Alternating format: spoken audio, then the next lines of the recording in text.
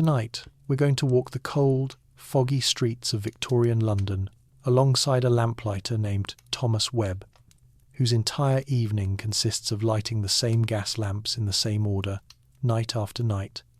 In the thick silence of the Industrial Revolution, we'll follow his slow, methodical routine through neighbourhoods wrapped in mist, where the only sounds are his footsteps on wet cobblestones and the soft hiss of gas flowing through iron pipes. This is a story about repetition, solitude, and the strangely comforting rhythm of work that brings a small circle of light to the darkness, one lamp at a time. Before we go back in time together, if you're enjoying settling in for the night with a bit of history, consider hitting subscribe. And I'm curious, where in the world are you listening from right now? And what time is it there? Drop it in the comments. I love seeing how far these stories travel. Thomas Webb wakes at 4 in the afternoon, though the sky outside his window is already growing dim. It's November in 1873, and the daylight in London barely lasts 8 hours this time of year. He lies still for a moment in his narrow bed, listening to the sounds of the boarding house around him. Somewhere below, Mrs. Kelly is moving pots in the kitchen. Through the thin walls, he can hear Mr. Parsons coughing in the next room, the same wet cough the old clerk has had for weeks now. Thomas doesn't mind these sounds. They're familiar. They tell him where he is in the day. He sits up slowly and places his feet on the cold floorboards. The room is small, barely wide enough for the bed and a wooden chair where he drapes his work clothes each morning when he returns. There's a basin on a small table beneath the window, and the water in it has a thin skin of ice on top. He breaks it with his finger and splashes his face, the shock of cold bringing him fully awake. This is how every evening begins, with cold water and the grey light coming through glass that hasn't been cleaned in months. Thomas dresses in layers because he knows what the night will bring. First, a wool undershirt that's gone grey from washing, then a thick cotton shirt, worn soft at the elbows. Over that, a waistcoat that used to be brown but has faded to the colour of old tea. His trousers are heavy canvas, patched at both knees, with squares of darker fabric that don't quite match. He pulls on wool socks, thick enough that his boots won't rub blisters, and laces those boots tight, checking that the leather is still holding. A lamplighter walks between 8 and 12 miles every night, depending on his route, and bad boots can end a man's career faster than anything else. He descends the narrow stairs to the ground floor, where Mrs. Kelly has left him a plate covered with a cloth. Cold potatoes, a slice of yesterday's bread, and a bit of cheese that's harder than it should be. He eats standing at the kitchen table, looking out at the small courtyard behind the house, where someone's washing hangs limp in the still air. There's no wind today, which means the fog will be thick tonight. On windy nights, the fog blows through and the visibility is better, but when the air is still, the moisture just hangs there like a curtain. By 5 o'clock, Thomas is walking toward the gas company depot on Horseferry Road. The streets are busy with people heading home from work, clerks and shopgirls and labourers all moving in the opposite direction from where he's going. They're ending their day while his is just beginning. He passes a coffee stall where a woman is serving hot drinks to a crowd of customers, and the smell of roasted chicory follows him for half a block. Someone is selling roasted chestnuts from a cart, and the sweet, smoky smell mixes with the ever-present coal smoke that hangs over every part of Victorian London history.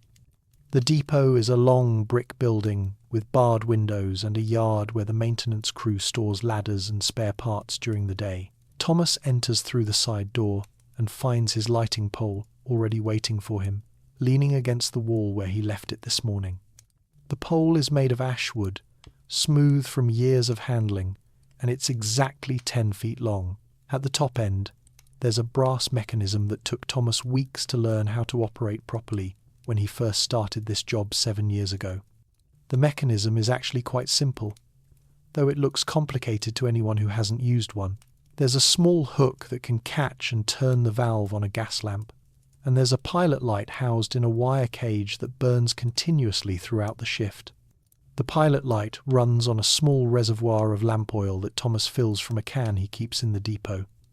He checks the level now, tilting the pole to see how much oil is sloshing around in the brass container. It's about half full, which is enough for tonight's round. He'll fill it again tomorrow. There are 17 lamplighters who work out of this depot, each responsible for a different route through the neighbourhood. Thomas's route covers parts of Westminster, starting near the river and working inland through a maze of residential streets and small commercial roads. He knows every single lamp on his route, all 237 of them. He knows which ones are easy to light and which ones have valves that stick. He knows which posts lean slightly to the left and which neighbourhoods smell like tanneries and which corners are popular with beggars who will ask him for a penny. Before he leaves, he signs his name in the logbook, marking the time as 5:23. This is required by the gas company, which needs to prove to the city that their lamplighters are actually walking their routes and not sitting in a pub somewhere while the streets stay dark. There have been problems with that in the past. Lamplighters who would light half their lamps and then disappear for a few hours before coming back to sign out at the end of their shift. Now there are supervisors who walk random routes at night, checking that every lamp is burning. Thomas has never been caught with an unlit lamp. He takes quiet pride in this, though he would never say it out loud. He hoists the pole onto his shoulder, feeling the familiar weight settle against his collarbone. The wood is smooth and cool through his shirt. He's carried this pole so many nights that it feels like an extension of his own arm. Some of the younger lamplighters complain about the weight, but Thomas barely notices it anymore. His body has adapted. His right shoulder is slightly higher than his left from years of carrying the pole on that side, and his right hand has calluses in specific places where the wood rests against his palm. The evening air is damp and cold when he steps outside, and he can already see the fog beginning to form in the low areas. It rises from the Thames like steam, rolling inland in slow waves. By the time it's fully dark, the fog will be so thick that people will barely be able to see from one side of the street to the other. This is the kind of fog that makes people nervous, the kind that muffles sound and turns familiar streets into foreign territory. But for Thomas, it's just weather. He's walked his route in fog and rain and snow and wind. He's walked it on nights so cold his fingers went numb, and nights so hot the tar on the road melted and stuck to his boots. His first lamp is on the corner of Horseferry Road and Millbank Street, right next to a butcher shop that's just closing for the day. The butcher, a red-faced man named Grimes, is pulling down the shutters as Thomas approaches. They nod to each other, but don't speak. This interaction happens almost every night, the same nod, the same silence. Thomas supposes they've become part of each other's routines, two men marking the transition from day to night. The lamppost is made of cast iron, painted black, with decorative curves moulded into the base. This particular style of lamppost was installed about 15 years ago, part of a city improvement project during the Industrial Revolution that replaced the old wooden posts. The gas lamp itself sits in a glass housing at the top of the post, about 8 feet off the ground. The glass is dirty, covered in a layer of soot and grime that builds up day after day from all the coal smoke in the air. Technically, someone is supposed to clean these glass housings regularly, but in practice, it happens maybe once a month, if Thomas is lucky. He positions himself next to the post and raises his lighting pole, extending it upward until the brass mechanism at the top is level with the valve on the lamp. This is the part that requires practice. The valve is a small brass knob that needs to be turned counterclockwise exactly 3/4 of a turn. Too little, and not enough gas flows to light properly. Too much, and gas escapes into the air, which is wasteful and potentially dangerous. Thomas hooks the mechanism around the valve and turns, feeling the resistance in the pole as the valve opens. He hears the soft hiss of gas beginning to flow. Now comes the second part of the operation. Still holding the pole steady, he triggers the pilot light mechanism, which pivots the burning flame up into the gas flow inside the lamp housing. There's a moment where nothing happens, just the hiss of gas and the flicker of the pilot light, and then suddenly the mantle inside the lamp catches and begins to glow. The light starts as a dull orange and quickly brightens to a warm yellow-white. The mantle is a delicate mesh made from cotton threads that have been soaked in chemicals, mostly thorium and cerium.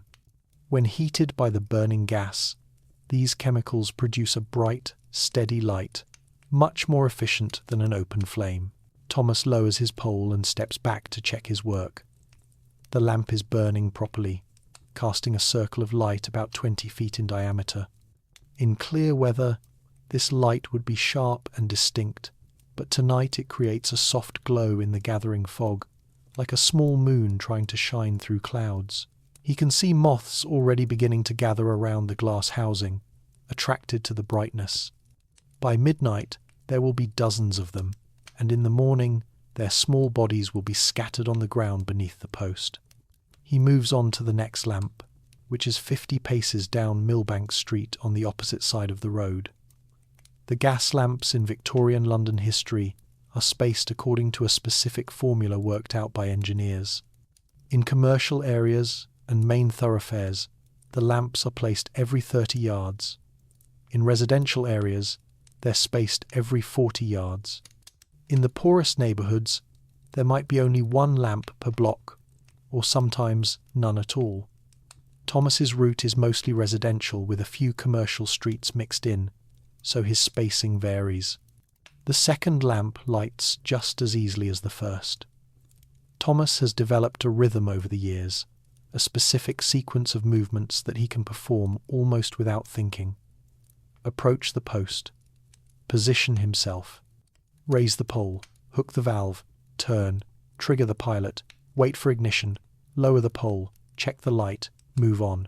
The whole process takes about 45 seconds per lamp when everything goes smoothly. With 237 lamps on his route, that's just under 3 hours of actual lighting time. But the walking between lamps adds another hour and a half, and there are always delays for lamps that don't cooperate. By 6 o'clock, Thomas has lit the first 30 lamps on his route, and the darkness is settling in properly now. The sky has gone from grey to deep blue to black, and the fog is thickening exactly as he predicted. He can see maybe 30 feet in front of him, and the gas lamps he's already lit appear as fuzzy globes of light floating in the mist. The effect is actually quite beautiful, though Thomas rarely thinks about it in those terms. Beauty is not really a category he applies to his work. The lamps are either lit or they're not. They're burning properly or they're not. That's the extent of his analysis. He's walking along a residential street now, lined with narrow row houses that all look identical in the darkness. These are respectable working-class homes, occupied by clerks and school teachers and small tradesmen. The windows are mostly lit from within, and occasionally he can see shadows moving behind curtains. Someone is cooking dinner. Someone else is reading by candlelight. The domestic life of the city happens behind these windows while Thomas walks past outside, separated from that warmth by walls and glass, and the simple fact of his occupation. A cat darts across the street in front of him, just a dark blur in the fog. Thomas hears it hiss at something, maybe another cat or a rat, and then it's gone. The streets of Victorian London are full of cats, strays mostly, living in alleys and hunting for scraps. Some people feed them, leaving out bowls of milk or meat scraps, but most of the cats are wild and suspicious of humans. Thomas sees them every night, yellow eyes reflecting the lamplight as they watch him pass. The 31st lamp is outside a small church, its stone walls blackened by decades of coal smoke. The church is dark and empty at this hour, but Thomas can smell incense lingering in the air near the entrance, sweet and slightly dusty. This lamp has a valve that sticks, and he has to twist harder than usual to get it open. He feels the valve suddenly give way, and there's a louder hiss of gas than normal. He quickly lights it before too much escapes into the air. The mantle catches and burns bright. maybe a little brighter than the others. He'll mention it in the logbook when he returns to the depot. Someone from the maintenance crew will come out tomorrow or the next day to adjust the valve. Thomas continues north, working his way through the grid of streets. Lamp 32, lamp 33, lamp 34. The numbers don't actually appear on the lamps themselves. They're just in his head, part of the mental map he's built up over years of walking this same route. He doesn't think of the streets by their names anymore. He thinks of them by their lamps. The street with lamps 40 through 47. The corner where lamp 63 leans slightly west. The alley that comes after lamp 99. Around 7 o'clock, he reaches the section of his route that runs along the river. The fog is especially thick here, rolling off the Thames in dense clouds that smell like mud and sewage and the particular rotting vegetable smell of the river at low tide. The sound of water lapping against the embankment is soft and rhythmic, almost like the rain sounds for sleeping that Thomas sometimes hears on the roof of his boarding house. Somewhere out on the river, a boat sounds its horn, a long, low note that echoes across the water and disappears into the night. The lamps along the river are mounted on shorter posts because the embankment wall is already elevated above street level. Thomas has to be more careful here because the paving stones are often slick with moisture and river muck tracked up by dock workers.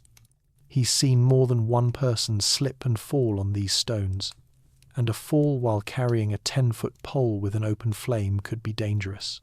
He places his feet carefully, testing his weight before committing to each step.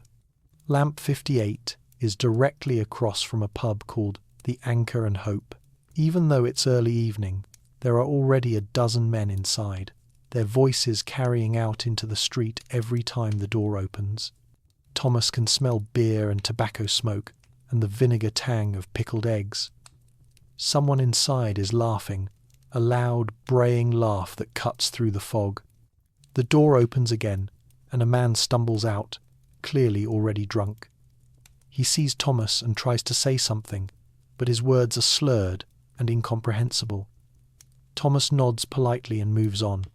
He's learned that engaging with drunk people only leads to longer conversations he doesn't want to have. Lamp 59, lamp 60, lamp 61. The work continues. His right arm is beginning to feel the strain of holding the pole, so he switches it to his left shoulder for a while. The balance feels slightly wrong on this side, and the pilot light seems closer to his face, but his right shoulder needs the brake. He'll switch back in another 20 lamps or so. By 8 o'clock, Thomas has lit about 90 lamps, which means he's roughly 1/3 of the way through his route. This is perfectly on schedule. The gas company expects the lighting to be completed by 9:30, which gives him an hour and a half to finish the remaining 147 lamps. It's achievable, assuming he doesn't run into any serious problems. The most common problem is a lamp with a broken mantle. The mantles are fragile, and they can break from wind or vibration or just age. When a mantle is broken, the lamp won't light properly.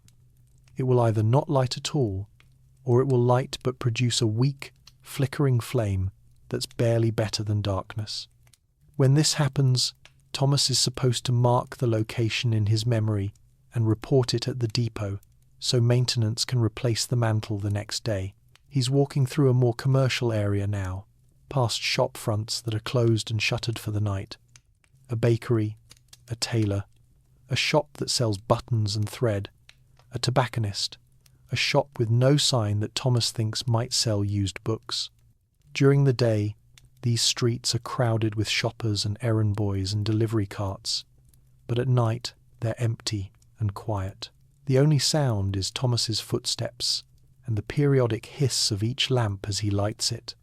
Lamp 94 is outside a printer's shop, and through the window Thomas can see someone still working inside, hunched over a printing press.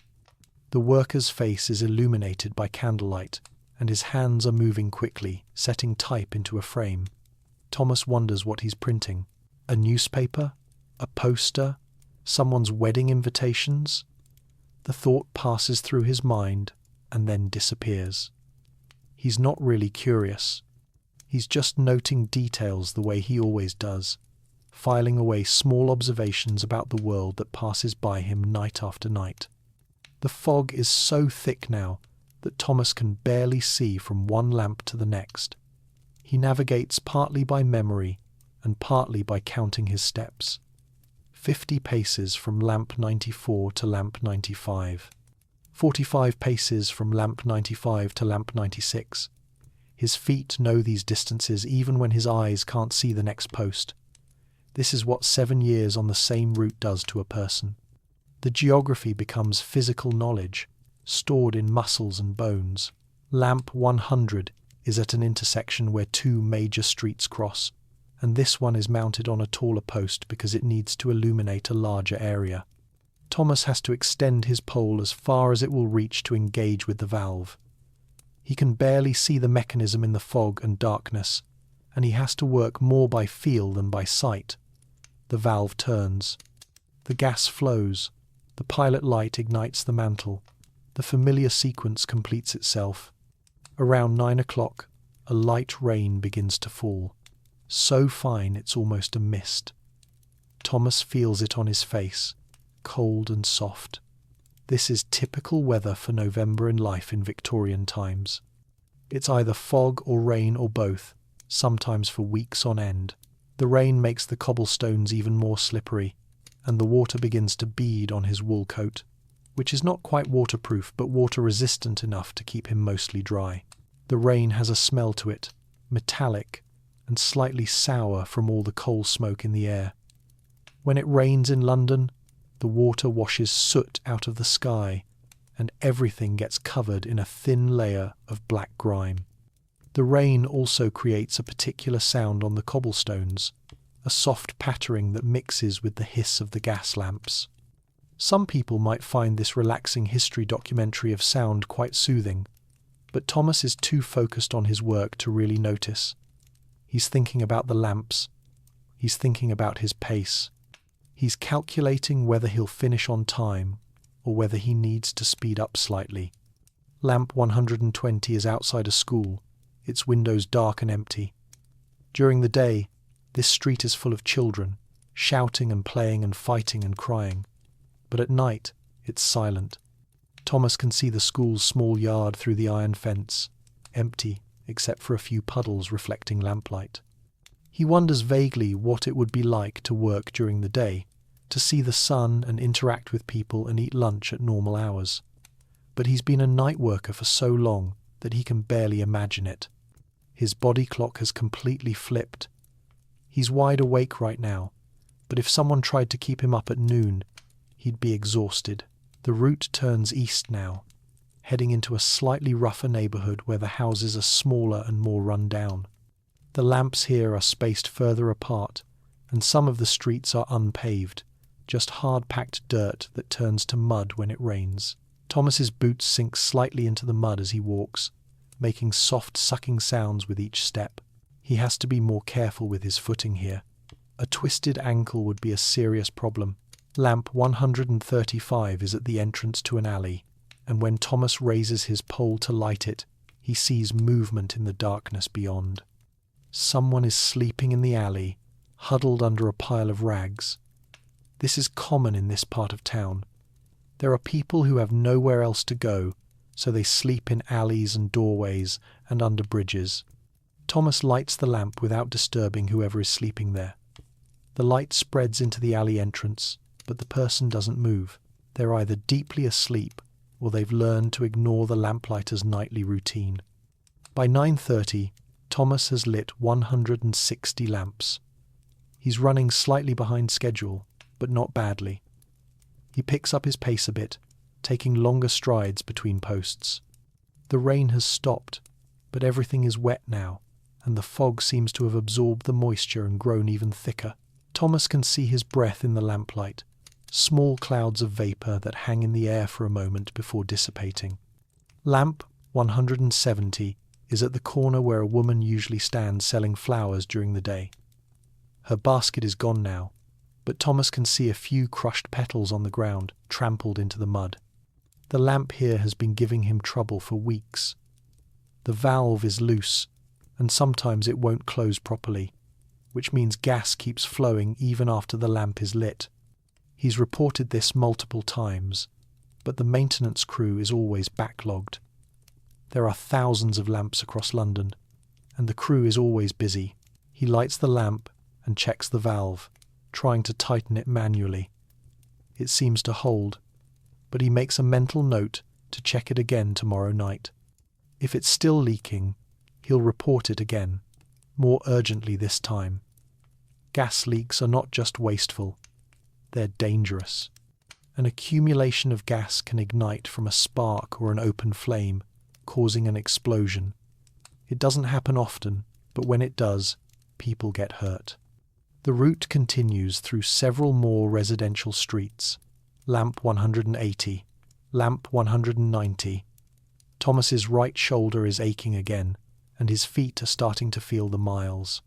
He's walked maybe 7 or 8 miles so far, and he still has almost 50 lamps to go. This is the part of the night where the work becomes slightly tedious, where the novelty of the evening has worn off and it's just repetition.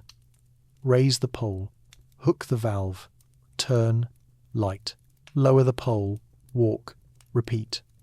Around 10:15, Thomas reaches the furthest point of his route, a small square with a fountain in the centre that hasn't worked in years. The fountain is dry and full of dead leaves. There are 4 lamps around the square, 1 at each corner. Thomas lights them in clockwise order, starting with the northeast corner and working his way around. When he's finished, the square is illuminated by 4 pools of light that overlap in the centre, creating a brightness that's unusual for this neighbourhood. Now the route begins to double back, heading south and west toward the depot. These are streets Thomas has already walked tonight, but in the opposite direction. He can see the lamps he lit earlier still burning steadily in the fog. Each one is a small victory, a point of light holding back the darkness for the people who live and work along these streets. Lamp 200 is outside a pharmacy, its window full of glass bottles containing coloured liquids, green and blue and red and amber. The bottles catch the lamplight and seem to glow from within. Thomas has always liked this window. It's one of the few places on his route that has any colour. Everything else is just shades of grey and black and brown, the colours of fog and coal smoke and old brick. By 11 o'clock, Thomas has lit 220 lamps. Only 17 more to go. His body is on autopilot now, his movements smooth and automatic from years of practice. He doesn't have to think about what he's doing. His hands and arms and shoulders know the work, and his mind is free to wander. He thinks about Mrs. Kelly's stew, which she promised to make tomorrow. He thinks about the cold water in his morning basin. He thinks about nothing in particular, just letting thoughts drift through his consciousness like fog drifting through streets. Lamp 230 is on a street he particularly dislikes because it runs directly beside a tannery. Even at night, even in the cold, the smell is overwhelming. It's the smell of animal hides and lime and urine and decay, all mixed together into something that makes his eyes water. He lights the lamp quickly and moves on, trying not to breathe too deeply. The final 7 lamps are back in the commercial district near the depot. Thomas lights them efficiently, no wasted movements, no delays. Lamp 231, lamp 232, lamp 233. The end of the route is in sight now, and Thomas feels a familiar sense of satisfaction. Not excitement, exactly, but the quiet pleasure of a job completed properly. Lamp 237 is right across the street from the depot, the same lamp where his route begins each evening. It's fitting that it's also where the route ends. Thomas lights it carefully, checking that the flame is strong and steady. Then he lowers his pole and stands there for a moment, looking back along the street where he can see a chain of lamps disappearing into the fog, each one a small monument to his evening's work. He returns to the depot at 11:28, right on schedule. Inside, 3 other lamplighters are already back, and 2 more will arrive within the next half hour. They nod to each other but don't really talk. There's not much to say. Everyone has walked their route. Everyone has lit their lamps. The work is done for tonight. Thomas extinguishes his pilot light and leans the pole against the wall where he found it. He signs out in the logbook, noting the time and marking 1 lamp that needs maintenance attention. Then he puts on his cap and heads out into the night, walking the half-mile back to his boarding house through streets that are now illuminated by the work he just completed. The ancient rhythms of gas and flame. The technology that Thomas uses every night is actually quite remarkable, though it has become so commonplace by 1873 that most people don't think about it at all. Gaslighting transformed cities during the Industrial Revolution, replacing oil lamps and candles with something far more efficient and reliable. But the story of how gas came to light the streets of Victorian London history is longer and more complex than most people realise. The principle behind gaslighting is straightforward. Certain materials, when heated in the absence of air, release flammable gases. Coal is particularly good for this. When coal is heated in a sealed container, it breaks down and releases what's called coal gas, which is primarily hydrogen, methane, and carbon monoxide. This gas can be captured, stored, and distributed through pipes. When the gas is burned in a controlled manner, it produces light and heat. The first experiments with gaslighting happened in the late 1700s, but it took several decades before the technology became practical for widespread use. The main challenge was distribution. How do you get gas from a central production facility to thousands of individual lamps scattered across a city?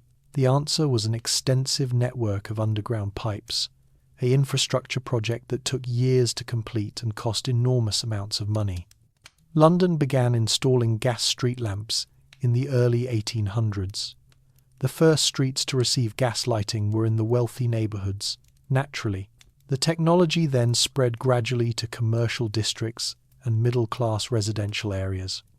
By the time Thomas began his career as a lamplighter in 1866, there were tens of thousands of gas lamps across London, and the network was still expanding.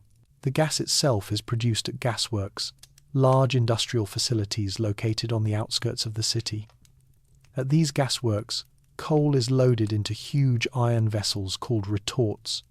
The retorts are sealed and heated to extremely high temperatures. As the coal breaks down, the gas is extracted and passed through a series of purification processes to remove impurities like ammonia and sulfur. The cleaned gas is then stored in enormous tanks called gasometers, which are some of the largest structures in Victorian London. From the gasometers, the gas enters the distribution network.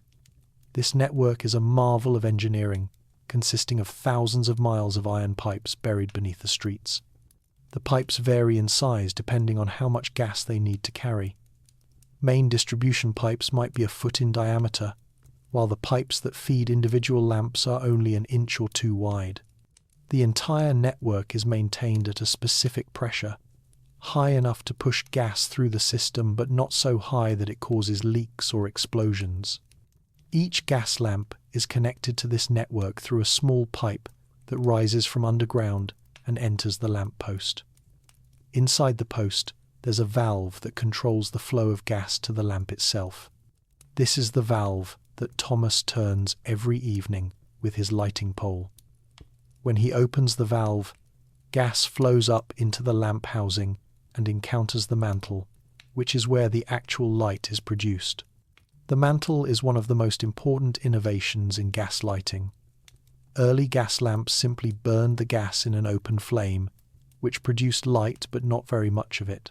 The invention of the incandescent mantle in the mid-1800s increased the efficiency of gas lamps dramatically. The mantle is a mesh structure made from cotton threads that have been soaked in a solution containing thorium and cerium salts. When this treated cotton is first heated, it burns away completely, leaving behind only a delicate skeleton of metal oxides. This skeleton is extremely fragile and will crumble if touched, but when heated by burning gas, it becomes incandescent, glowing with a bright white light.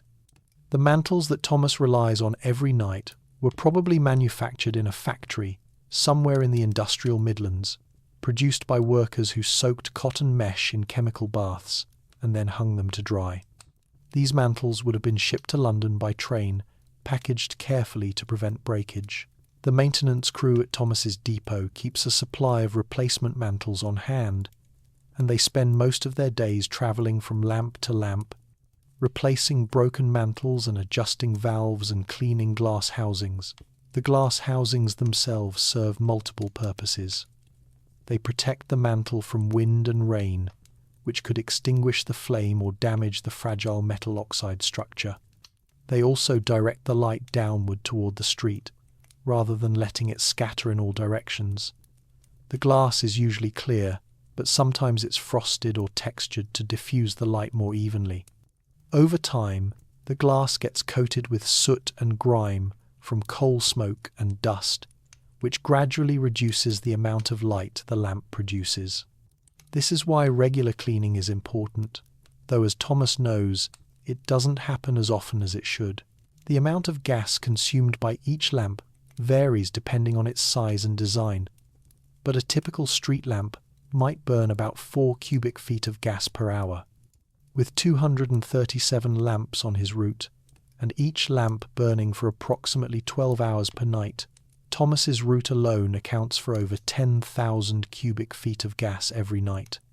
Multiply that by the thousands of routes across London, and you begin to understand the enormous scale of the gas industry in life in Victorian times. The gas company that employs Thomas is one of several competing companies that serve different parts of London.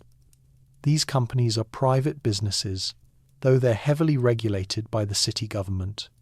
They compete for contracts to provide lighting to specific neighbourhoods, and they're required to meet certain standards for reliability and brightness. A company that fails to light its lamps properly can lose its contract, which creates a strong incentive to employ reliable lamplighters like Thomas. Thomas doesn't know much about the business side of gas lighting. He knows what he's paid, which is about 20 shillings per week, and he knows that this wage is enough to afford his room at Mrs. Kelly's boarding house and still have a little left over for food and the occasional pint of beer.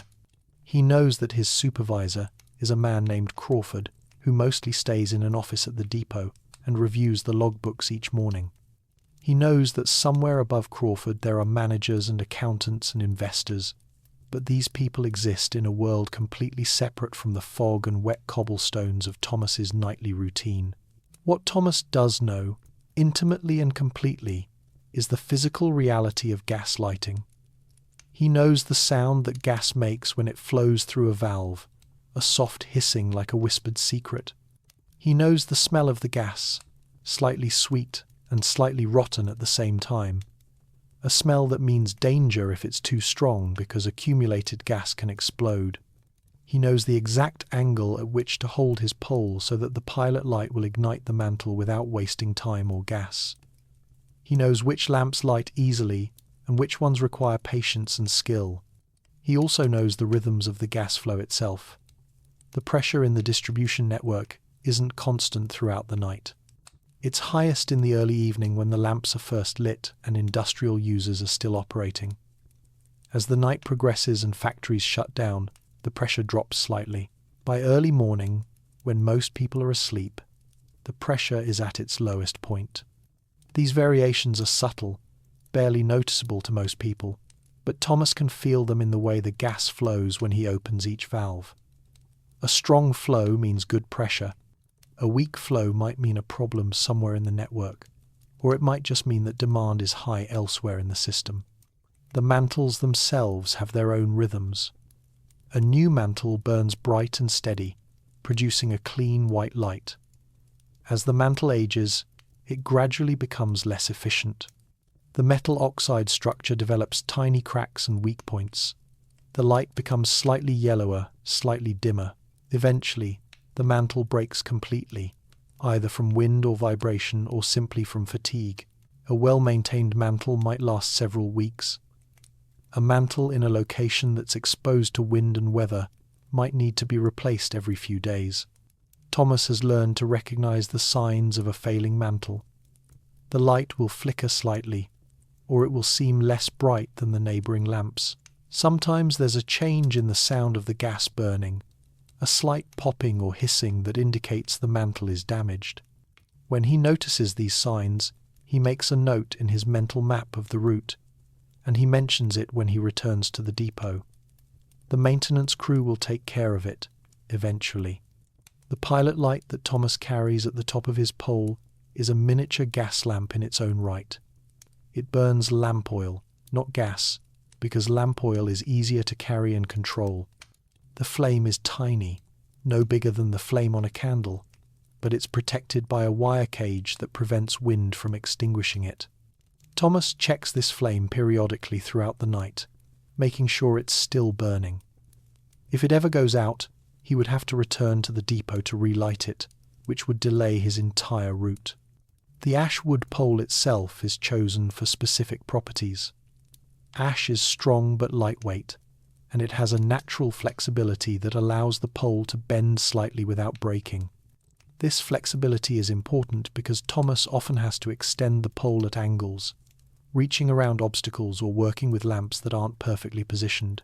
A rigid pole would be harder to control and more likely to snap under stress. The brass mechanism at the top of the pole is precision engineered to fit the valves on the gas lamps. There are actually several different styles of valves used throughout London, and lamplighters in different parts of the city might use slightly different tools. Thomas's pole is designed for the specific type of valves used in his district. The mechanism has to be strong enough to turn stiff valves, but precise enough to avoid damaging the valve mechanism. It's a tool that's evolved over decades of use, refined by the practical experience of thousands of lamplighters. All of this technology, all of these carefully engineered systems exist for one simple purpose, which is to push back the darkness and make the streets safe and navigable at night. Before gas lighting, cities were dangerous after dark. Streets were lit only by occasional oil lamps or the light spilling from windows, and large areas were completely dark. Crime was rampant.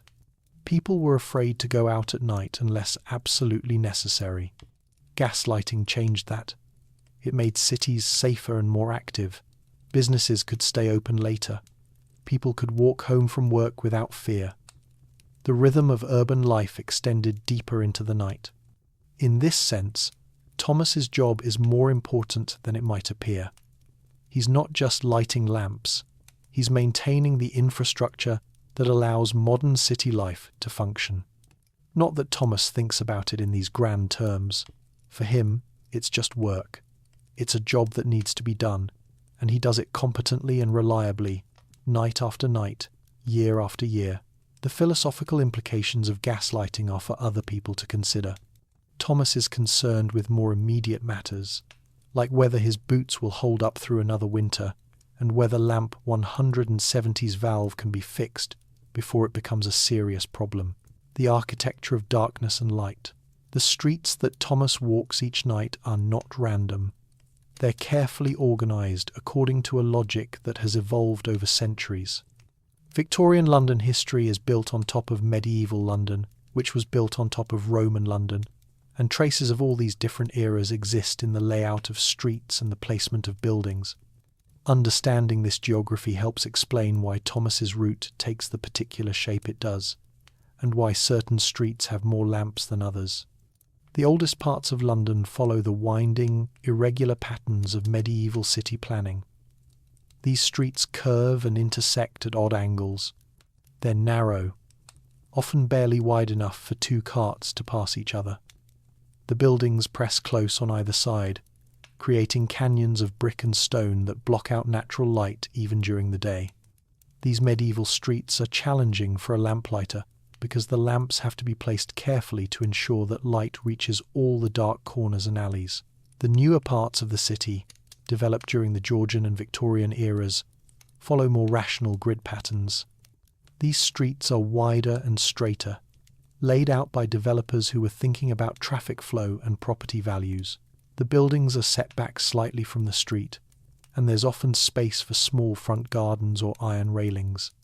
These streets are easier for Thomas to navigate, and the lamp spacing is more regular and predictable. Thomas's route includes both types of streets.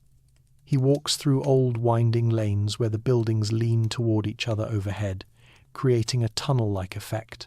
He walks through new straight boulevards where the buildings are uniform and the sightlines are long. He walks through commercial districts where shop windows face the street, and residential districts where houses turn inward around private courtyards. Each type of street has its own character at night. The old medieval streets are the most atmospheric, especially in fog. The closeness of the buildings intensifies the mist, and the lamplight reflects off wet stone walls, creating strange shadows and optical effects. Sounds echo oddly in these narrow spaces. A distant footstep can sound close, and a nearby voice can seem far away. These are the streets where people tell ghost stories, where legends of phantom hansom cabs and mysterious figures persist despite the modern gas lighting. The wider Georgian and Victorian streets have a different quality. They feel more open and exposed. The fog doesn't accumulate as densely, and the lamplight spreads further. These streets feel safer somehow, more orderly and controlled. The buildings have a uniformity that's reassuring, each one similar to its neighbours, creating a sense of continuity and stability. The commercial streets are distinctive because they retain traces of daytime activity even late at night. There are posters on walls advertising various products and entertainments. There are signs hanging above shop doors, creaking slightly in whatever breeze manages to penetrate the fog. There are display windows, empty now but still containing whatever goods the shopkeeper has chosen to feature. Thomas passes a window full of men's hats. He passes a window displaying bolts of fabric in various colours and patterns. He passes a window full of tools, hammers and saws and chisels arranged in careful rows. The residential streets are quieter and more private.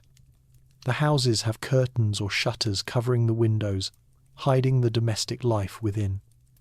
Occasionally, Thomas catches glimpses through a gap in the curtains. A family sitting around a table, a woman sewing by candlelight, children being put to bed. These glimpses are brief and fragmentary, like scenes from a magic lantern show, appearing and disappearing as he walks past. The river streets have their own distinct character, shaped by the proximity of the Thames. Even when the river isn't visible, its presence is felt.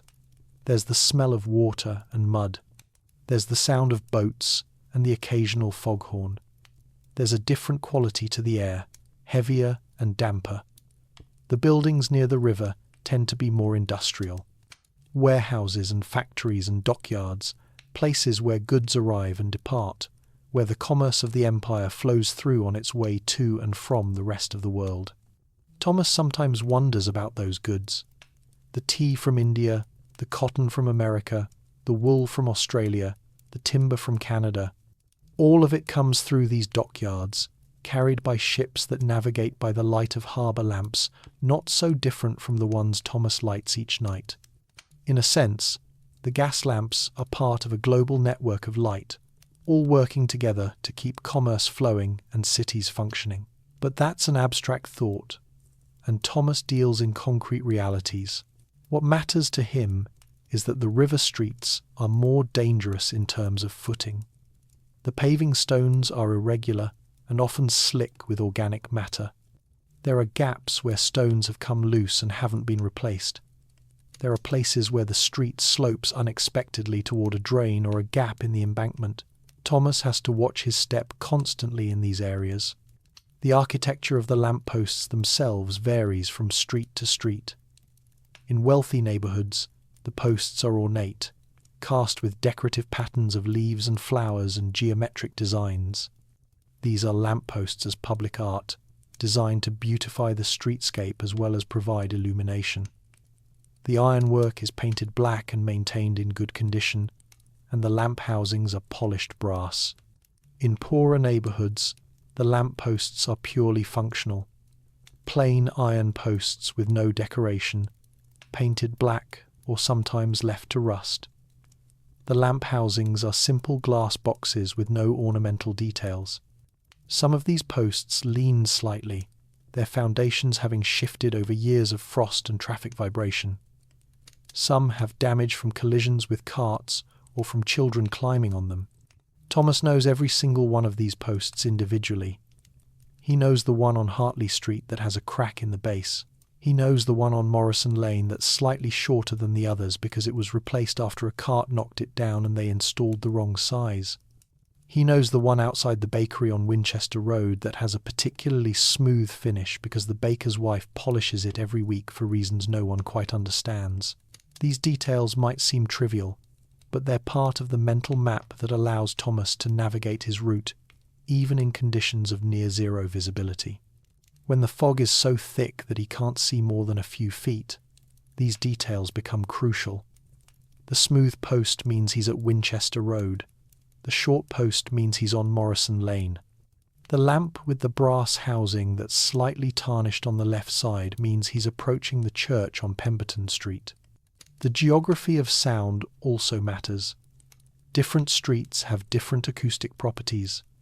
Narrow streets with tall buildings create echo effects. Wide streets with gardens absorb sound. Thomas uses these acoustic cues to orient himself. The street where his footsteps echo sharply is different from the street where they're muffled and dull. The corner where he can hear the river is different from the corner where traffic sounds from the main road carry on the wind. Even the quality of the fog varies from street to street. Industrial areas have thicker, dirtier fog because of all the coal smoke. Residential areas have cleaner fog that's more like natural mist. Near the river, the fog smells of mud and water. Near the tanneries, it smells of chemicals and decay. These smell variations are another form of navigation, another way Thomas knows where he is. The darkness itself has texture and depth. Complete darkness is rare in the city. There's almost always some source of light, whether it's the glow from a window, or the ambient light from neighbouring streets, or the stars visible through gaps in the fog. The darkness in an alley is different from the darkness in an open square. The darkness under a bridge is different from the darkness in a park. Thomas has learned to read these different qualities of darkness, the way a sailor reads the ocean. All of this comes together to create a complex, layered understanding of urban space. Thomas doesn't just know his route as a series of points on a map. He knows it as a living, changing environment that responds to weather and time and season. He knows it in his body, in the rhythm of his walking and the ache in his shoulders and the particular strain in his right arm from holding the pole. This embodied knowledge is something that can't be taught from a book or explained in a training session. It has to be learned through experience, through walking the same route night after night until every detail is internalized. New lamplighters often struggle with this. They get lost in the fog. They light the wrong lamps or skip lamps accidentally. They take too long because they're constantly checking their position and second-guessing their memory. Thomas hasn't been lost on his route in years. He could probably walk it blindfolded if necessary. His feet know the way.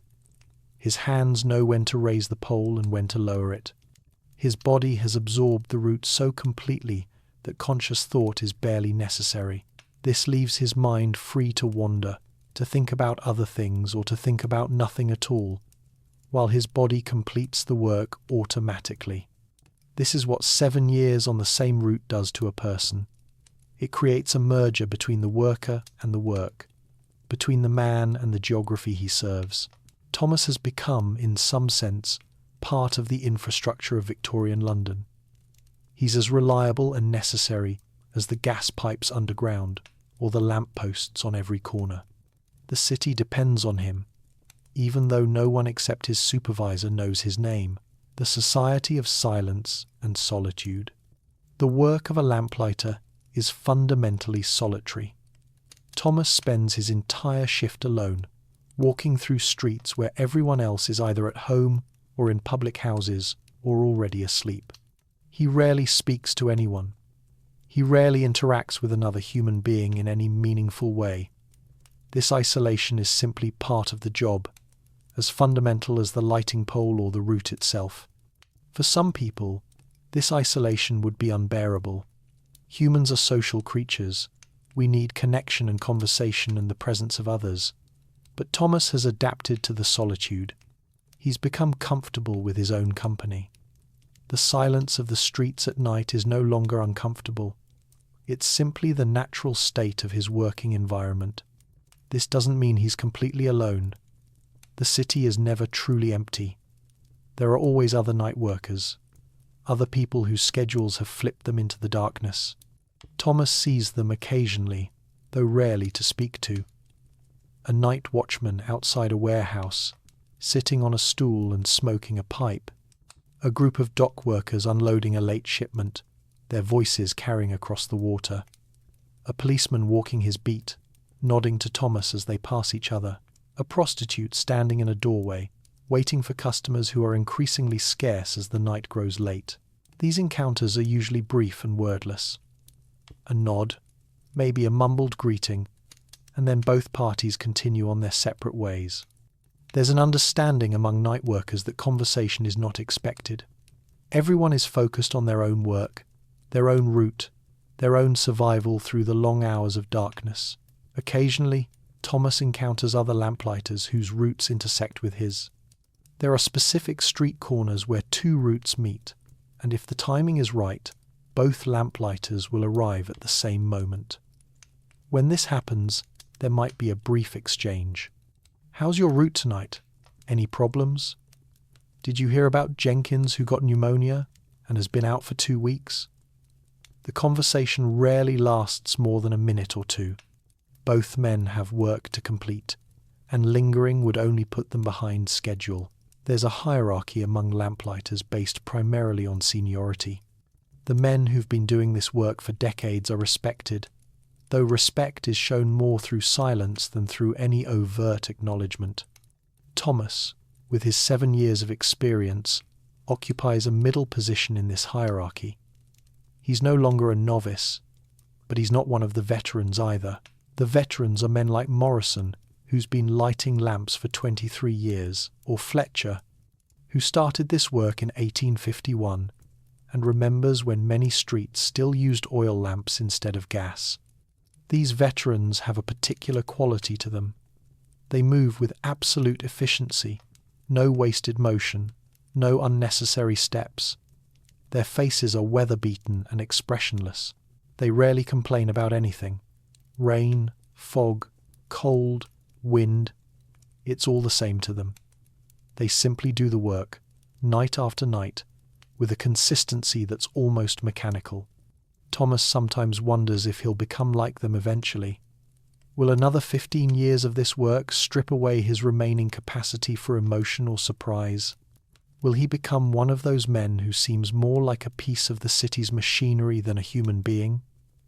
The thought is neither appealing nor unappealing. It's just a possibility, something that might happen. The supervisors are different. They're men who used to be lamplighters but have been promoted to administrative positions. Crawford, Thomas's supervisor, lit lamps for 12 years before moving into the office. He understands the work, which makes him better than some supervisors who've never walked a route and don't understand the challenges. Crawford is fair in his evaluations. He doesn't expect perfection, but he does expect reliability. A lamplighter who consistently shows up on time and lights all his lamps properly will have no problems with Crawford. A lamplighter who's unreliable or who shortcuts his work will find himself looking for a different job. The relationship between lamplighters and the people who live along their routes is indirect and mostly invisible. The residents see the results of Thomas's work, the lit lamps every evening, but they rarely see Thomas himself. He's a ghost who passes through while they're having dinner or reading or putting children to bed. Most people probably couldn't describe their lamplighter if asked. He's part of the backdrop of their lives, noticed only when something goes wrong, when a lamp stays dark and someone has to complain to the gas company. There are a few exceptions. The butcher, Grimes, who's closing his shop just as Thomas begins his route. The baker on Winchester Road who's sometimes up early preparing bread and sees Thomas at the end of his shift. The old woman on Hartley Street who sits in her window every evening and watches the street, and who has learned to expect Thomas at approximately 6:45. These people have become minor landmarks in Thomas's mental map, not because he knows them personally, but because they're part of the consistent patterns he's observed over years. Once, about 3 years ago, a young boy asked Thomas if he could help light the lamps. The boy was maybe 8 or 9 years old, and he'd been watching Thomas work his way down the street. Thomas said no, explaining that it was company policy. Only trained lamplighters were allowed to operate the equipment. The boy was disappointed but accepted the explanation. Thomas continued on his way, and he never saw the boy again. But he still remembers the encounter, one of the few times someone has expressed interest in his work. The relationship between lamplighters and the police is more developed. The police walk beats at night, covering specific neighbourhoods, and they often cross paths with lamplighters. There's a mutual understanding between these two professions. Both are protecting the city in their own ways. The lamplighters provide visibility, and the police provide security.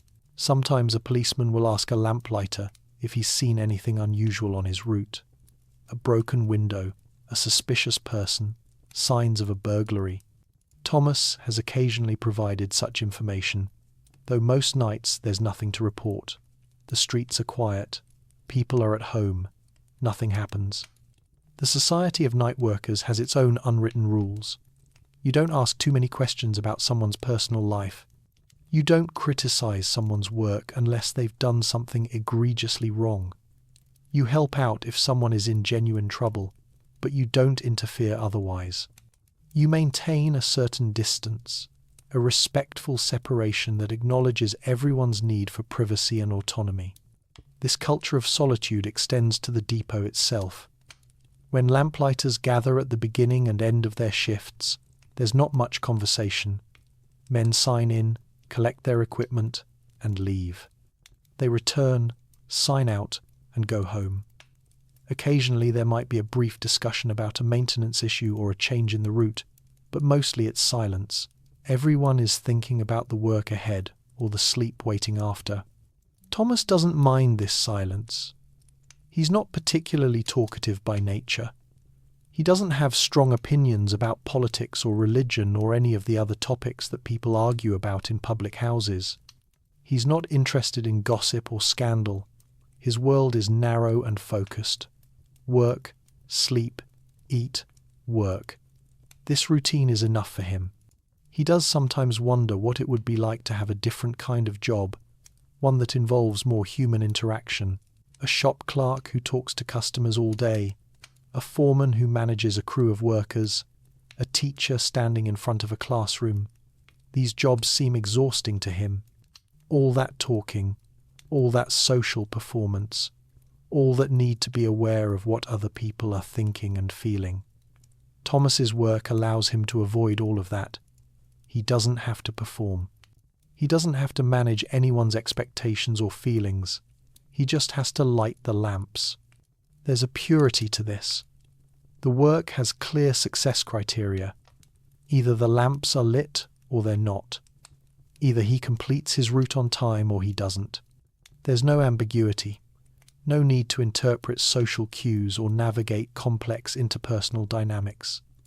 The work is what it is, straightforward and honest. Of course, this solitude comes with costs. Thomas has no close friends. He has acquaintances at the boarding house and passing familiarity with other lamplighters, but no one he would call a friend. He has no family in London. His parents are dead, and his sister moved to Manchester years ago. They exchange letters occasionally, but they're not close. He's never married, never even seriously courted a woman. His working hours make conventional social life nearly impossible. When would he meet someone? When would he court her? His evenings are spent walking through dark streets, and his mornings are spent sleeping. By the time he wakes up in mid-afternoon, most people are at work. He has a few hours in the early evening before his shift starts, but that's hardly enough time to develop a relationship. He's not unhappy about this. Loneliness is not something he thinks about much. It's just the reality of his life. As unchangeable as the weather. Some people have families and social lives. Some people don't. Thomas is in the latter category, and he's made his peace with it. Sometimes, walking through the fog with his lighting pole over his shoulder, Thomas experiences a kind of contentment that might be hard for other people to understand. It's not happiness exactly. It's more like a sense of rightness, a feeling that he's exactly where he should be, doing exactly what he should be doing. The work fits him. The solitude fits him. The night fits him. This is his place in the world, modest and unremarkable but real. He's not building great monuments or leading armies or discovering new scientific principles. He's just lighting lamps. But someone has to light the lamps, and Thomas does it well. That's enough. The weather inside the darkness. Weather is one of the few variables that changes Thomas's experience of his work. The route is always the same. The lamps are always in the same locations, but the weather transforms everything, creating different conditions and challenges every single night. Fog is the most common weather condition in London during autumn and winter, and it's the condition Thomas knows most intimately. Victorian London history is famous for its fog, though calling it fog is somewhat misleading. What people call fog is actually a mixture of natural mist and coal smoke, creating a thick, yellowish-grey substance that can reduce visibility to just a few feet.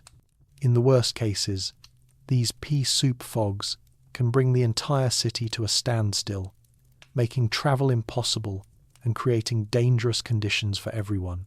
Thomas has worked through some truly terrible fogs. Nights when he couldn't see the lamppost until he was standing right next to it. Nights when his pilot light appeared as just a dim orange glow in the murk. Nights when the fog was so thick it had texture, like walking through damp wool. On those nights, his route takes much longer because he has to move slowly and carefully, counting his steps to stay on track. The fog affects the quality of the lamplight. Instead of creating sharp circles of illumination, the lamps in fog produce soft, diffuse glows that barely penetrate the surrounding murk. The light seems to be absorbed by the fog rather than passing through it. Thomas sometimes thinks of it as trying to illuminate the inside of a cloud. The light is there, but it doesn't go anywhere. It just sits in the space immediately around the lamp, creating a small bubble of visibility that ends abruptly at the edge of the fog. But fog has its advantages too. It muffles sound, creating a hushed, intimate atmosphere. Thomas's footsteps are softer in fog. The city seems further away, more distant. There's a sense of isolation that can be oddly comforting. The fog creates a private space around him as he walks, a moving bubble of solitude that excludes the rest of the world. Rain is more challenging than fog. In fog, Thomas stays relatively dry. In rain, he gets soaked, and staying dry is important for comfort and health during a long shift. His wool coat is water-resistant but not waterproof. After an hour or two of steady rain, the moisture seeps through, and his shirt underneath becomes damp. By the end of his shift, he's often thoroughly wet, his clothes heavy with absorbed water. The rain also makes his work more difficult. The lampposts become slippery, and his hands get cold and stiff. The pilot light is harder to keep burning because rain occasionally splashes into the wire cage. He has to shield it with his body, turning his back to the wind-driven rain while he works. The cobblestones become treacherous, slick with water and mud. He has to watch every step, especially in areas where the paving is irregular or damaged. Different types of rain create different conditions. A light drizzle is almost pleasant, cool and refreshing without being too intrusive. A steady, moderate rain is manageable, requiring attention but not dramatically changing how Thomas does his work. A heavy downpour is miserable, drenching everything and making it hard to see or hear. The worst is cold rain mixed with sleet, which stings exposed skin and makes his fingers numb within minutes. The rain sounds for sleeping, that some people find soothing, are less pleasant when you're walking through the rain for hours. Thomas has learned to ignore the discomfort, to focus on the work and not think about how wet and cold he is. Thinking about it only makes it worse. Better to simply accept the conditions and keep moving. Snow is actually easier to deal with than rain in many ways. Snow doesn't soak through clothing the way rain does. It brushes off. As long as it's not too cold, Thomas can stay relatively dry in snow. The main challenge is visibility and footing. Fresh snow covers the cobblestones and makes everything look different. Familiar landmarks become obscured. The street surface becomes slippery in a different way than rain makes it slippery. Ice forms in patches where snow has melted and refrozen, creating invisible hazards. But snow also makes the city beautiful in a way that fog and rain don't. The lamplight reflects off snow, multiplying its effectiveness. The streets become brighter. Everything seems cleaner and quieter. Thomas's footprints leave a trail in the fresh snow, marking his passage through the night. Sometimes he looks back and sees the line of his footprints stretching away into the darkness, a temporary record of his route that will be covered by new snow or erased by morning traffic. Wind is perhaps the most frustrating weather condition. Wind doesn't make Thomas wet or cold the way rain does, and it doesn't reduce visibility the way fog does, but it creates technical problems with the lamps themselves. A strong wind can blow out a newly lit lamp before the flame has fully established. Thomas has learned to shield the lamp with his body while he's lighting it, but sometimes the wind gusts from an unexpected direction and extinguishes the flame before he can finish. On very windy nights, Thomas sometimes has to light the same lamp 2 or 3 times before it stays lit. This is frustrating and time-consuming.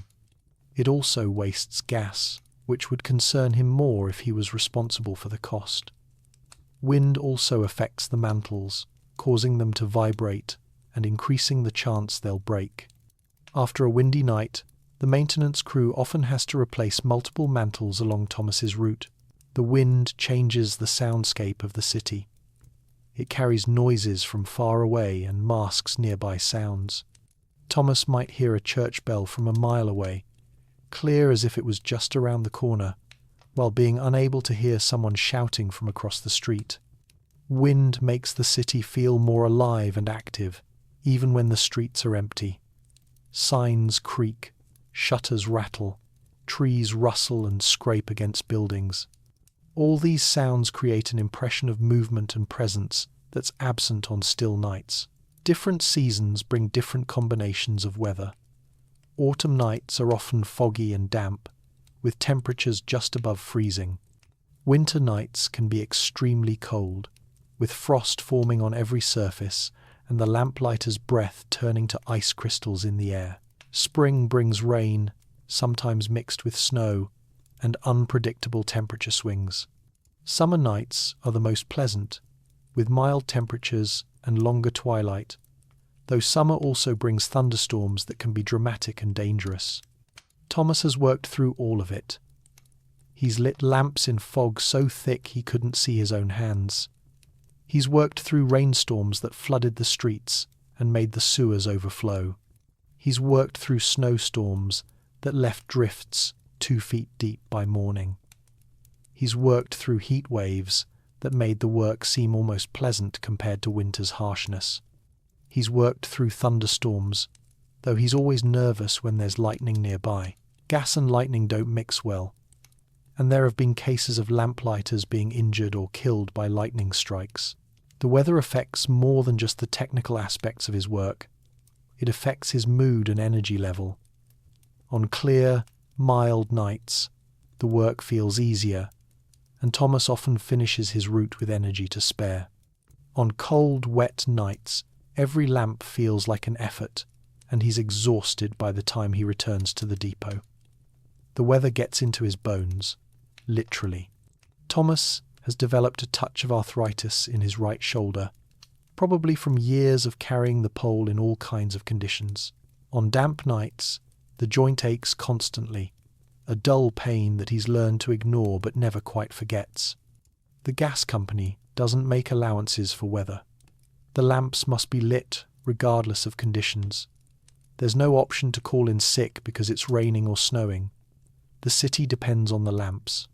People need that light. So Thomas goes out every night, whatever the weather brings, and completes his route. This reliability is part of the job, maybe the most important part. Over the years, Thomas has developed his own weather wisdom.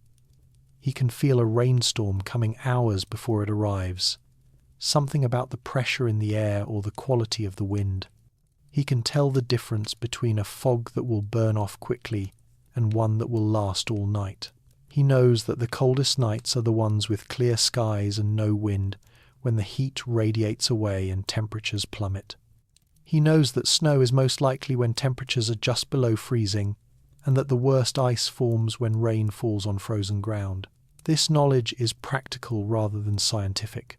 Thomas couldn't explain the meteorological principles behind weather patterns. He just knows what he's observed over thousands of nights walking the same streets. He knows what the sky looks like before rain. He knows what the wind feels like before snow. He knows the smell of the air when a storm is approaching. This embodied knowledge allows him to prepare mentally for whatever the night will bring. The weather is one of the few things that makes each night different from the last. Without weather variation, the work would be even more monotonous than it already is.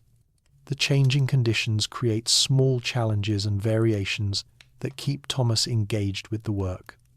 Fog requires different navigation strategies. Rain demands more careful attention to footing. Wind requires persistence and patience with difficult lamps. These variations prevent the work from becoming completely automatic. In this sense, the weather is actually an ally, even when it's making the work harder. It forces Thomas to stay present and aware. It prevents his mind from drifting too far into abstraction or memory. He has to pay attention to what's happening right now, in this moment, on this street, with this particular combination of wind and rain and visibility. The weather also connects him to something larger than his individual route. The same fog that's making his work difficult is affecting every lamplighter in London tonight. The same rain that's soaking through his coat is falling on thousands of other night workers across the city. There's a kind of solidarity in this, an unspoken connection among everyone who's outside working while most people are warm and dry indoors. Thomas pulls his coat tighter against a gust of wind and continues walking toward the next lamp. The weather doesn't care about his comfort or his schedule. It simply is what it is. And Thomas, in turn, simply does what he does. He lights the lamps, night after night, weather after weather, year after year. This is his work, and he'll keep doing it until his body gives out or until the gas company finds a better way to light the streets. The memory palace built from lampposts. Thomas's mind has become a storage system for route information, a complex database built from years of repetition. Every lamppost is recorded there, along with its quirks and history and relationship to neighbouring lamps. This mental map is more detailed than any written document could be. It includes information that would be impossible to record on paper because much of it exists as physical sensation rather than abstract fact. For example, Thomas knows that lamp 42 has a valve that always requires an extra half turn to open properly. He knows this not because he's counted the turns or measured the angle, but because his hands know how much resistance to expect and how much additional force to apply. The knowledge is stored in muscle memory, enacted through his body rather than his conscious mind. Similarly, he knows that lamp 78 is positioned slightly further from the curb than most lamps, requiring him to step a bit more cautiously to avoid the gutter. He doesn't think about this consciously. His feet simply adjust their path automatically when he approaches that location. His body has learned the geography of his route in ways that bypass conscious thought entirely. This embodied knowledge is what allows Thomas to complete his route efficiently even in terrible conditions. When visibility is near zero, he can navigate by counting steps and recognizing textures under his feet. The cobblestones on Morrison Lane have a particular pattern. The paving stones on Winchester Road are slightly larger and more regular. The stretch of road near the tannery has patches where the surface has been repaired with different materials, creating textural variations that Thomas's feet recognize. His mental map also includes temporal information. He knows approximately what time he reaches each section of his route. Lamp 90 should be lit around 8 o'clock. Lamp 150 around 9:30. Lamp 200 around 10:45. These times vary slightly depending on conditions, but they're reliable enough that Thomas uses them to track his progress. If he reaches lamp 90 and his internal sense says it's much later than 8 o'clock, he knows he's fallen behind schedule and needs to pick up his pace. The map includes social information too. He knows which streets are busiest in the early evening and which ones empty out quickly. He knows where to expect people and where to expect solitude. He knows which corners are popular with beggars and which doorways the prostitutes prefer. He knows where the police officers on night patrol typically station themselves.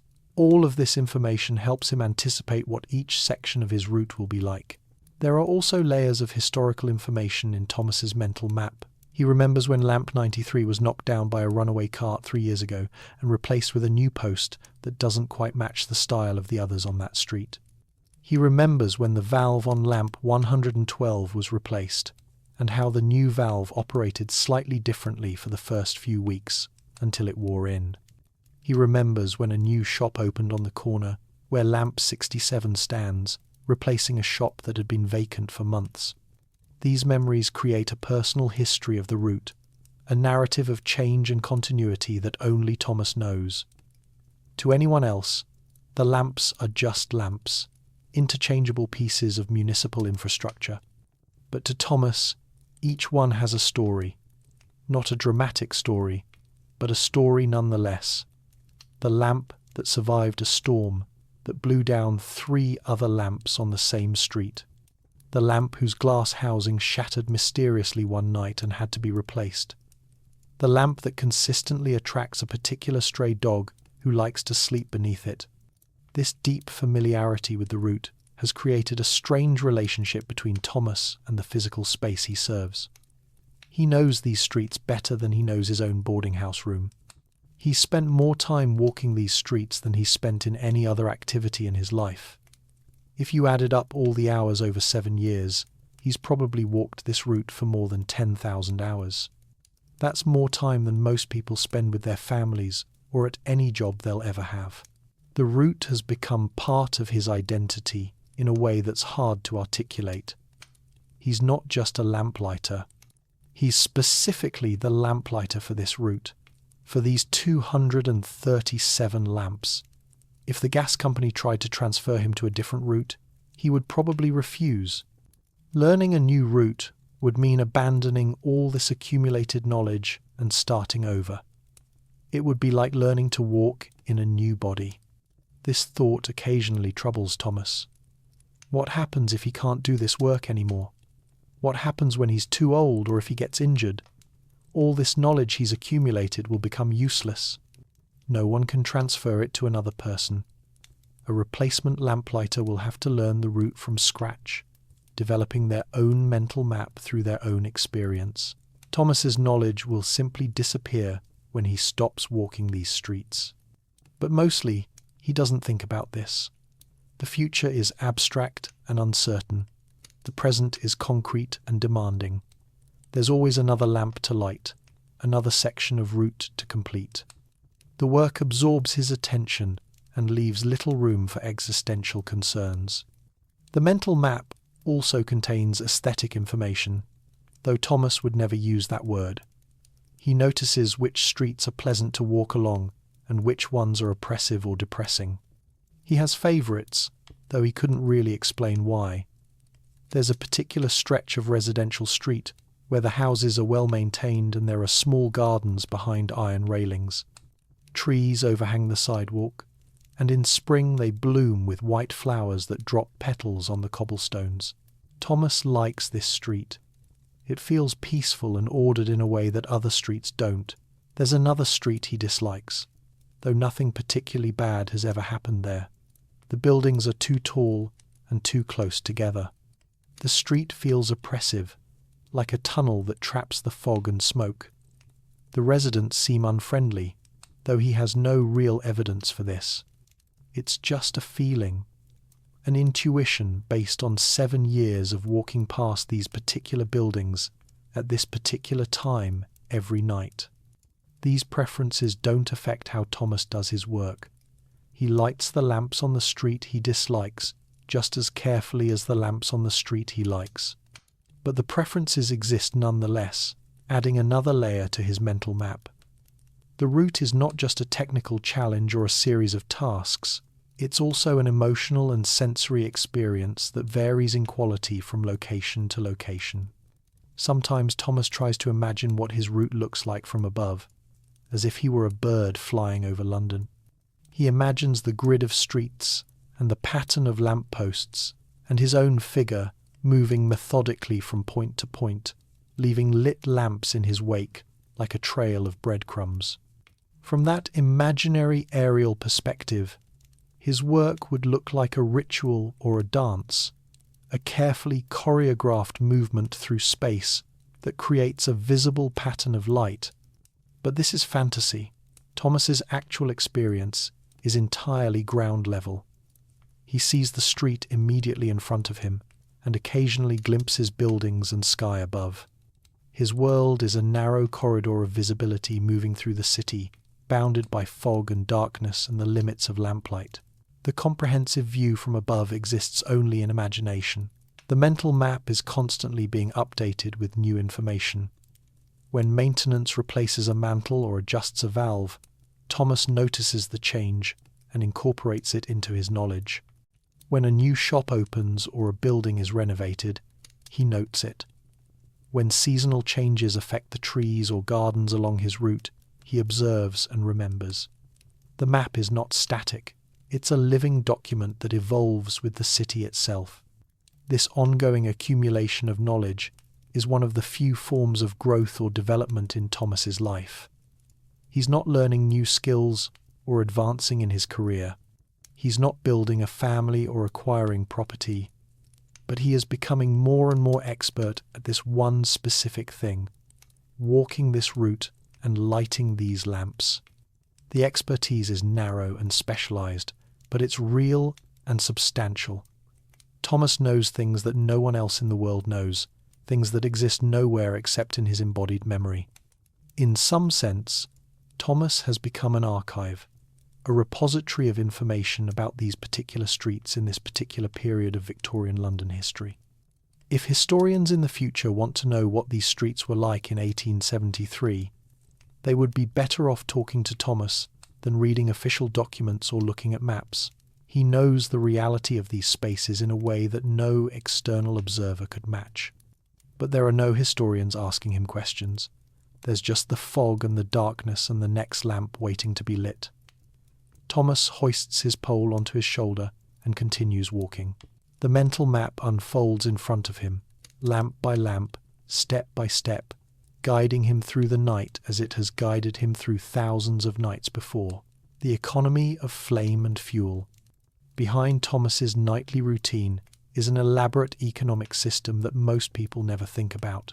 Every time he lights a lamp, he's initiating a transaction that involves gas production, distribution, maintenance, and consumption. The simple act of turning a valve connects him to an industrial and commercial network that spans the entire city of London and beyond. The gas that flows through the lamps starts as coal mined in the north of England or Wales. This coal is transported to London by train, arriving at goods yards where it's unloaded and taken to the gasworks. The gasworks themselves are large industrial complexes that operate 24 hours a day, converting coal into gas through a process of destructive distillation. This process is both fascinating and horrific. The coal is loaded into massive iron retorts and heated to extreme temperatures. As the coal breaks down, it releases gases, liquids, and solid residue. The gas is captured and purified. The liquid byproducts, including coal, tar, and ammonia, are collected and sold to other industries. The solid residue, called coke, is also sold, often used as fuel in industrial furnaces. The environmental and health costs of this process are substantial. The gasworks are among the most polluted places in life in Victorian times during the Industrial Revolution. Workers there are exposed to toxic fumes and extreme temperatures. The surrounding neighbourhoods are blanketed in coal smoke and chemical odours. Rivers and streams near gasworks are often contaminated with industrial waste. But these costs are rarely mentioned in discussions of progress and modern convenience. The purified gas is stored in gasometers, enormous cylindrical structures that dominate the skyline near gasworks. These gasometers are engineering marvels, designed to expand and contract as the amount of stored gas changes. When the storage tanks are full, the cylindrical structure rises. When gas is being drawn from storage, the structure descends.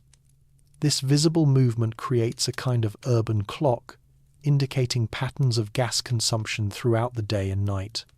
From the gasometers, the gas enters the distribution network through large mains that run beneath major streets. These mains are made of cast iron, joined together with lead and oakum to create sealed connections. The network branches repeatedly, with smaller pipes feeding off from larger ones, until eventually every street lamp has its own tiny pipe connection. Maintaining this network is a constant challenge. The pipes can crack or corrode, the joints can fail, causing leaks. Tree roots can damage underground infrastructure. Excavations for building construction can accidentally break pipes. The gas company employs crews of workers whose job is to patrol the network, detect leaks, and make repairs. They work mostly during the day, digging up streets and welding or replacing damaged sections.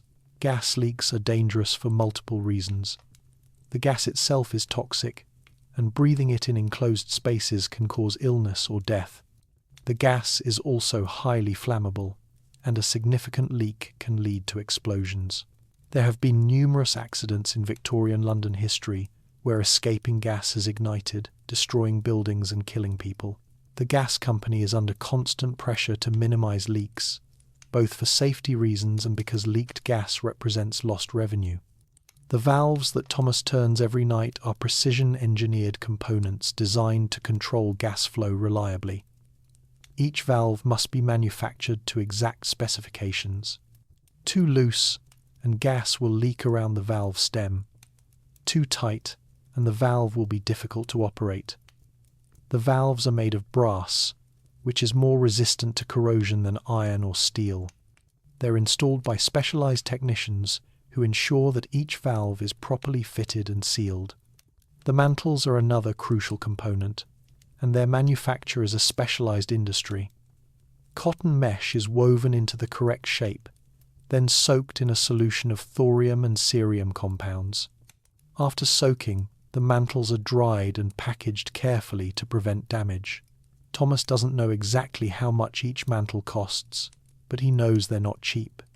A broken mantle represents wasted money for the gas company, which is why maintenance crews are sent out promptly to replace them. The glass housings that protect the mantles are manufactured in glassworks, probably somewhere in the Midlands, where glass production is a major industry. The glass must be clear enough to transmit light efficiently, but thick enough to withstand weather and occasional impacts. The housings are designed with ventilation holes to allow gas fumes to escape while preventing wind from entering directly. All of this infrastructure and all these manufactured components represent significant capital investment. The gas company has spent enormous sums building the gasworks, laying the distribution network, installing the lampposts, and maintaining everything in working order. This investment is recouped through sales of gas, both to street lighting and to private customers who use gas for cooking, heating, and indoor lighting. The pricing structure is complex. The city government contracts with the gas company to provide street lighting, paying a fixed amount per lamp per year.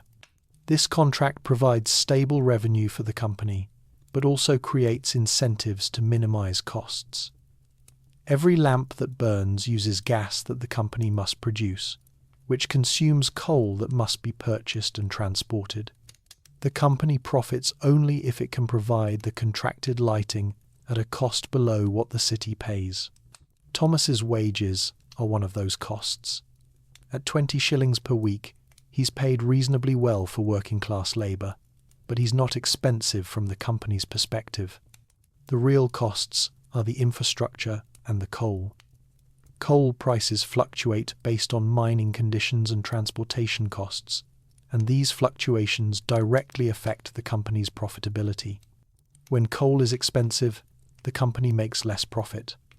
When coal is cheap, profits increase. The competition among gas companies creates downward pressure on prices. If one company charges too much, the city government might award the contract to a competing company instead.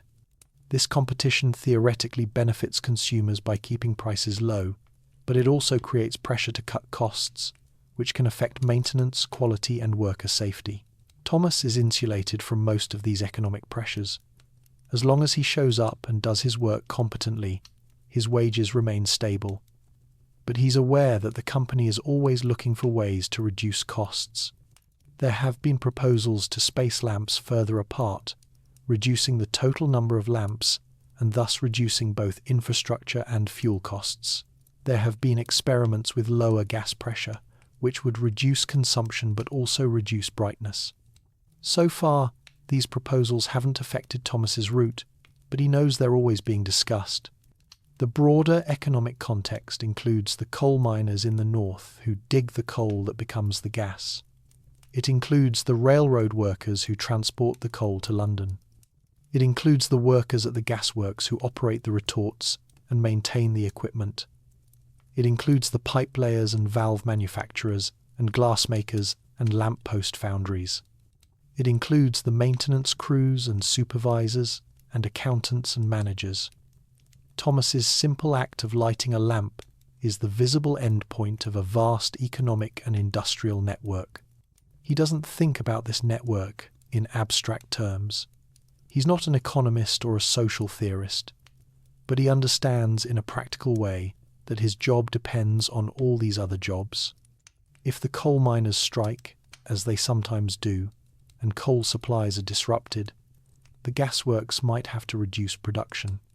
This could lead to lower pressure in the distribution network, making lamps harder to light.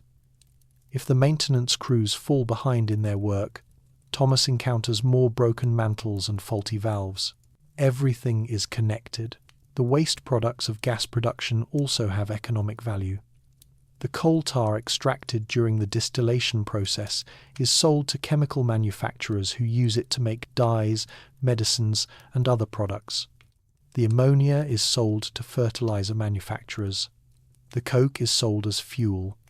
These byproduct sales help make gas production economically viable. Without them, gas would be more expensive and perhaps not competitive with other forms of lighting.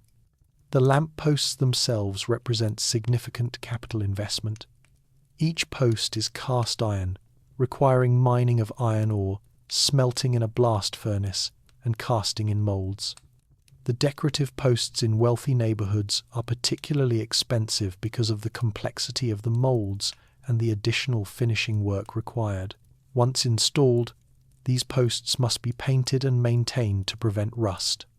Thomas occasionally sees maintenance crews repainting posts, coating them with black paint that provides some protection against the corrosive effects of coal smoke and weather.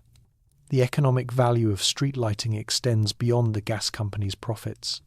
Lit streets enable commerce to continue after dark. Shops can stay open later. Restaurants can serve dinner customers. Theatres can operate evening performances. The lighting effectively extends the productive hours of the day, increasing economic activity across the city. This increased activity generates tax revenue for the government, which can then be invested in further improvements to infrastructure. There's also a less tangible economic benefit related to safety and property values. Well-lit streets have less crime, which makes neighbourhoods more desirable.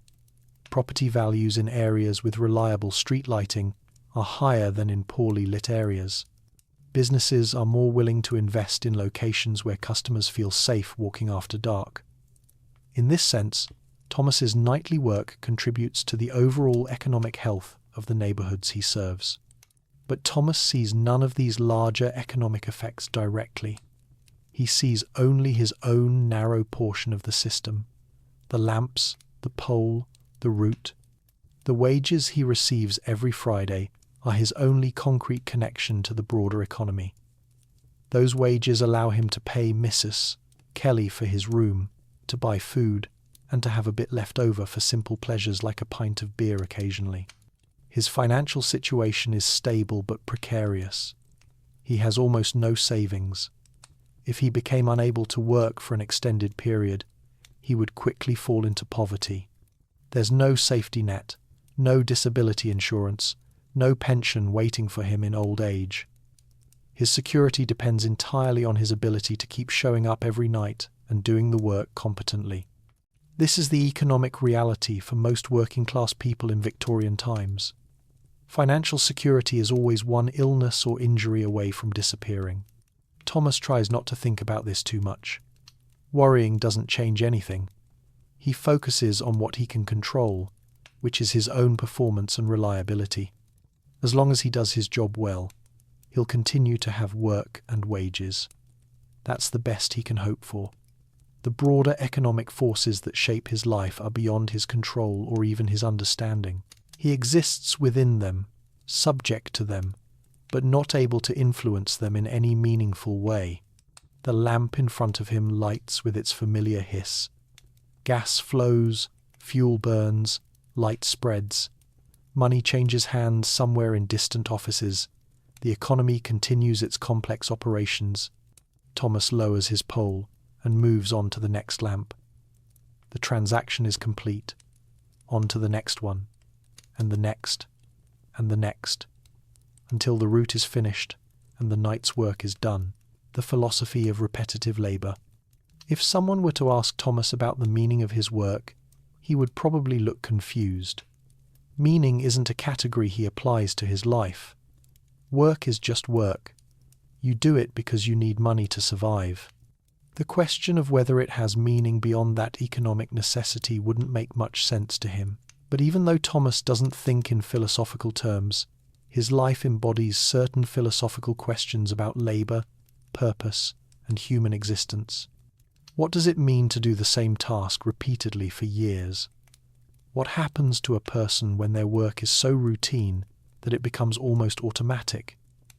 Is there dignity in this kind of labour, or is it degrading? Different philosophical traditions would answer these questions differently. A religious perspective might find meaning in faithful execution of duty. Thomas is doing the work he's been given to do, and doing it well is a form of moral righteousness. The specific nature of the work doesn't matter. What matters is the dedication and reliability with which he approaches it. A more materialist perspective might see Thomas as a cog in an industrial machine, performing alienated labour that extracts value from his body without giving him any meaningful control over the product of his work. He doesn't own the gas company. He has no say in how the streets are lit or which neighbourhoods receive service. He's simply selling his time and physical capacity in exchange for wages, a transaction that benefits the company far more than it benefits him. A utilitarian philosopher might evaluate Thomas's work based on the good it produces. By lighting the lamps, Thomas contributes to public safety and enables economic activity. The overall happiness of society is increased by his work.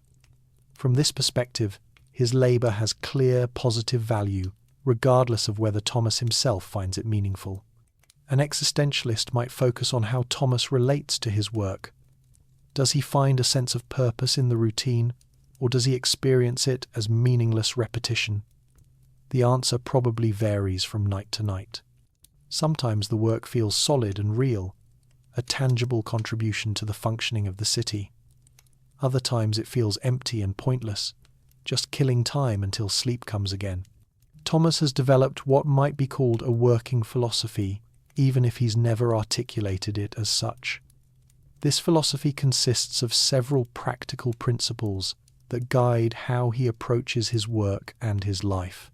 First, reliability matters. If you say you're going to do something, you do it.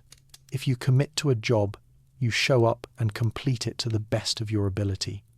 This reliability is not just about meeting external expectations. It's about maintaining your own sense of integrity and self-respect. Second, there's satisfaction in doing something well, even if that something is simple and repetitive. Thomas takes quiet pride in lighting all his lamps properly and finishing his route on schedule. This pride isn't loud or boastful. It's a private satisfaction, a sense of having met his own standards. Third, acceptance is better than complaint.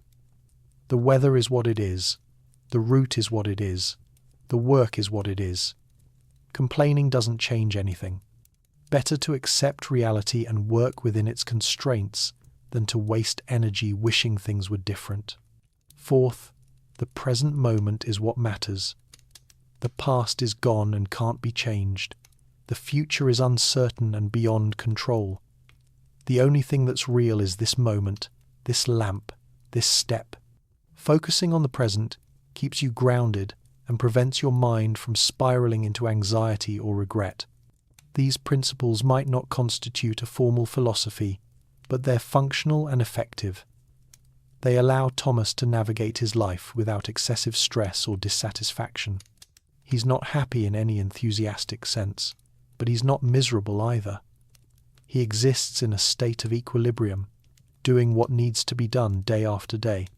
The repetitive nature of his work has both dulled and sharpened certain aspects of his consciousness. He's less reactive to novelty than he once was. New things don't excite him much, but he's more attentive to subtle variations within familiar patterns. He notices small changes in his environment that someone less experienced would miss. A slight difference in how a valve turns. A barely perceptible shift in the smell of the air. These small variations are what keep the work from being completely monotonous. There's a meditative quality to the work that Thomas has stumbled into without recognizing it as such. The repetitive physical actions combined with the solitude and the darkness create conditions similar to formal meditation practices. His mind becomes quiet and focused. The constant chatter of thoughts and worries fades into the background. What remains is simple awareness of his body moving through space, performing familiar actions. This state is not enlightenment or transcendence. It's something more modest but still valuable. It's a form of peace, a temporary escape from the anxieties and frustrations that normally occupy human consciousness. When Thomas is fully absorbed in his work, walking from lamp to lamp in the fog, he's not thinking about his limited prospects or his isolation or his aging body. He's just walking, just lighting, just being present in the task. Of course, this state doesn't last. His mind wanders. He thinks about dinner, or about the cold, or about nothing in particular. But for brief moments, there's a kind of clarity and simplicity that feels almost like contentment. These moments are perhaps the closest Thomas comes to what other people might call happiness. The question of whether his work has objective value is separate from whether it feels meaningful to him. Objectively, street lighting contributes to public safety and urban functionality. Thomas's work is useful in a clear, demonstrable way, but usefulness and meaning are not the same thing. Something can be useful without feeling meaningful, and something can feel meaningful without being obviously useful. For Thomas, the relationship between his work and meaning is complex and largely unconscious. He doesn't wake up each day feeling inspired by his purpose. But he also doesn't wake up filled with dread or resentment. The work is just there, a stable feature of his life that provides structure and income. It's neither wonderful nor terrible. It simply is. This acceptance of things as they are might be the closest Thomas comes to wisdom. He's not striving for something better or different. He's not consumed by ambition or regret. He's living within his circumstances, doing what he can do with what he has. This is not resignation or defeat. It's a realistic accommodation to the constraints of his situation. If Thomas were more educated or more articulate, he might be able to express a philosophy of labour that would challenge conventional ideas about work and meaning. He might argue that repetitive labour has its own dignity, that there's value in maintaining the humble infrastructure that makes civilized life possible. He might point out that most human work throughout history has been repetitive and unglamorous, and that celebrating only spectacular achievements while dismissing ordinary labour is a form of dishonesty about what human life actually consists of. But Thomas is not articulate about these matters. He just does the work. The philosophy remains implicit, enacted through his actions rather than expressed in words. Perhaps this is more authentic than any verbal formulation could be. Actions reveal what words might obscure. By showing up every night and lighting every lamp, Thomas demonstrates his values more clearly than any speech could. The lamp before him now lights normally. The mantle glows white. The circle of light spreads into the fog. Thomas lowers his pole and walks on, one lamp at a time, one step at a time, one night at a time. This is the rhythm of his life, simple and unbroken. There are worse ways to live. There are probably better ways too, but those ways aren't available to him. This is what he has, and it's enough. It has to be. The ending that never ends. Thomas finishes his route at 11:28, signing out in the logbook with a practiced motion. The supervisor glances at the entry and nods. No problems tonight. All lamps lit. Route completed on time. Thomas returns his pole to its place against the wall and steps out into the fog. The walk back to his boarding house takes him through streets he's just lit. The lamps are burning steadily, creating islands of visibility in the darkness. Other people are out now, walking home from work or heading to public houses. Thomas passes them without acknowledgement. They're coming from different worlds, different schedules, different lives. At the boarding house, Mrs. Kelly has left a cold supper covered with a cloth. Thomas eats mechanically, too tired to really taste the food. His body aches in familiar ways. Right shoulder, lower back, feet, the same aches every night. He finishes eating and climbs the stairs to his room. The room is cold. He doesn't bother lighting a candle. He undresses in the dark and climbs into bed, pulling the thin blanket over himself. Within minutes, he's asleep, his body claiming the rest it has earned. Outside, across London, thousands of gas lamps burn through the night. Some will be extinguished at dawn by other lamplighters who walk routes in reverse, turning off lamps as the sun rises. Others will burn until mid-morning before crews get to them. The mantles will slowly degrade. The glass housings will accumulate more soot. The gas will flow continuously from the massive storage tanks through miles of underground pipes. Tomorrow evening, Thomas will wake at 4 in the afternoon. He'll wash his face in cold water. He'll dress in his layers of worn clothing. He'll walk to the depot and collect his pole. He'll begin his route at the same lamp where he begins every evening. He'll light 237 lamps in the same order. He's lit them hundreds of times before. The work never ends.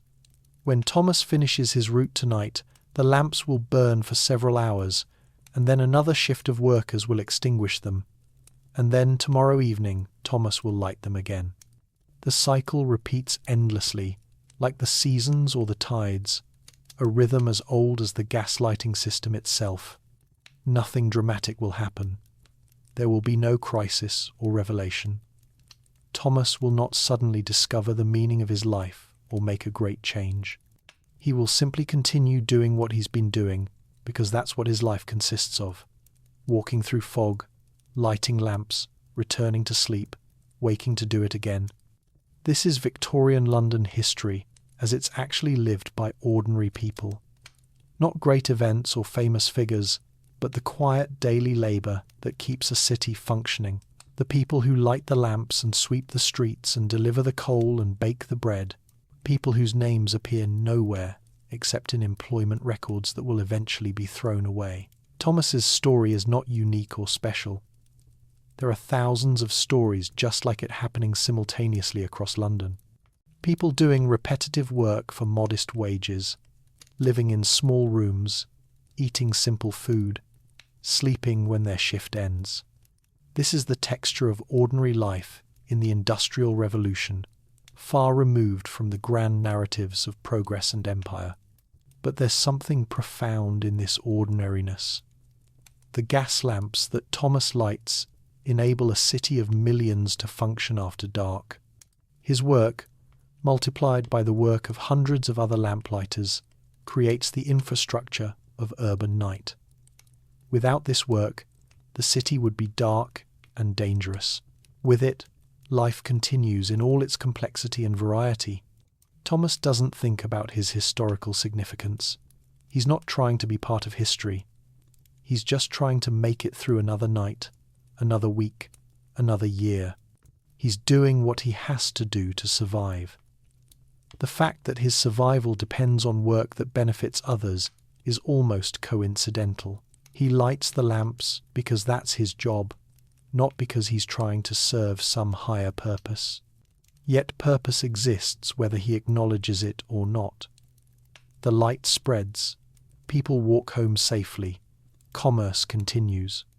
The city lives its nighttime life under the glow of gas lamps maintained by men like Thomas, who trudge through fog and rain and cold, doing work that's taken for granted by almost everyone who benefits from it. The fog outside Thomas's window is beginning to thin slightly. Dawn is still hours away, but the quality of the darkness is changing. Soon the first workers will be stirring, bakers starting their ovens, milk sellers beginning their rounds. The night shift will end and the day shift will begin. The city will transition from one rhythm to another, a transition so gradual and continuous that it seems like there's no boundary between night and day, just an endless flow of human activity. Thomas sleeps deeply, dreamlessly. His body repairs itself as much as it can before the next evening's work. His mind rests from the mental load of navigation and attention. For these few hours, he's not a lamplighter. He's just a sleeping body in a cold room, indistinguishable from millions of other sleeping bodies across London. The lamps he lit continue burning without him. The gas flows. The mantles glow. The light pushes back the darkness. The work continues even when the worker sleeps. This is how infrastructure functions. It's set in motion and then runs with its own momentum, requiring only periodic intervention to keep it operating properly. Tomorrow night, Thomas will provide that intervention again, and the night after that, and the night after that, for as long as his body holds up, for as long as the gas company needs him, for as long as the system requires his particular contribution to its vast, impersonal operations. This is not a story with a conclusion. It's a glimpse into a cycle that continues beyond the boundaries of any single narrative. The lamps will still be lit after Thomas retires or dies. Other hands will hold the lighting pole. Other feet will walk the routes. The work is larger than any individual worker, persistent across generations. But for now, tonight, in this particular moment in Victorian London history in 1873, the lamps burning across Westminster were lit by Thomas Webb.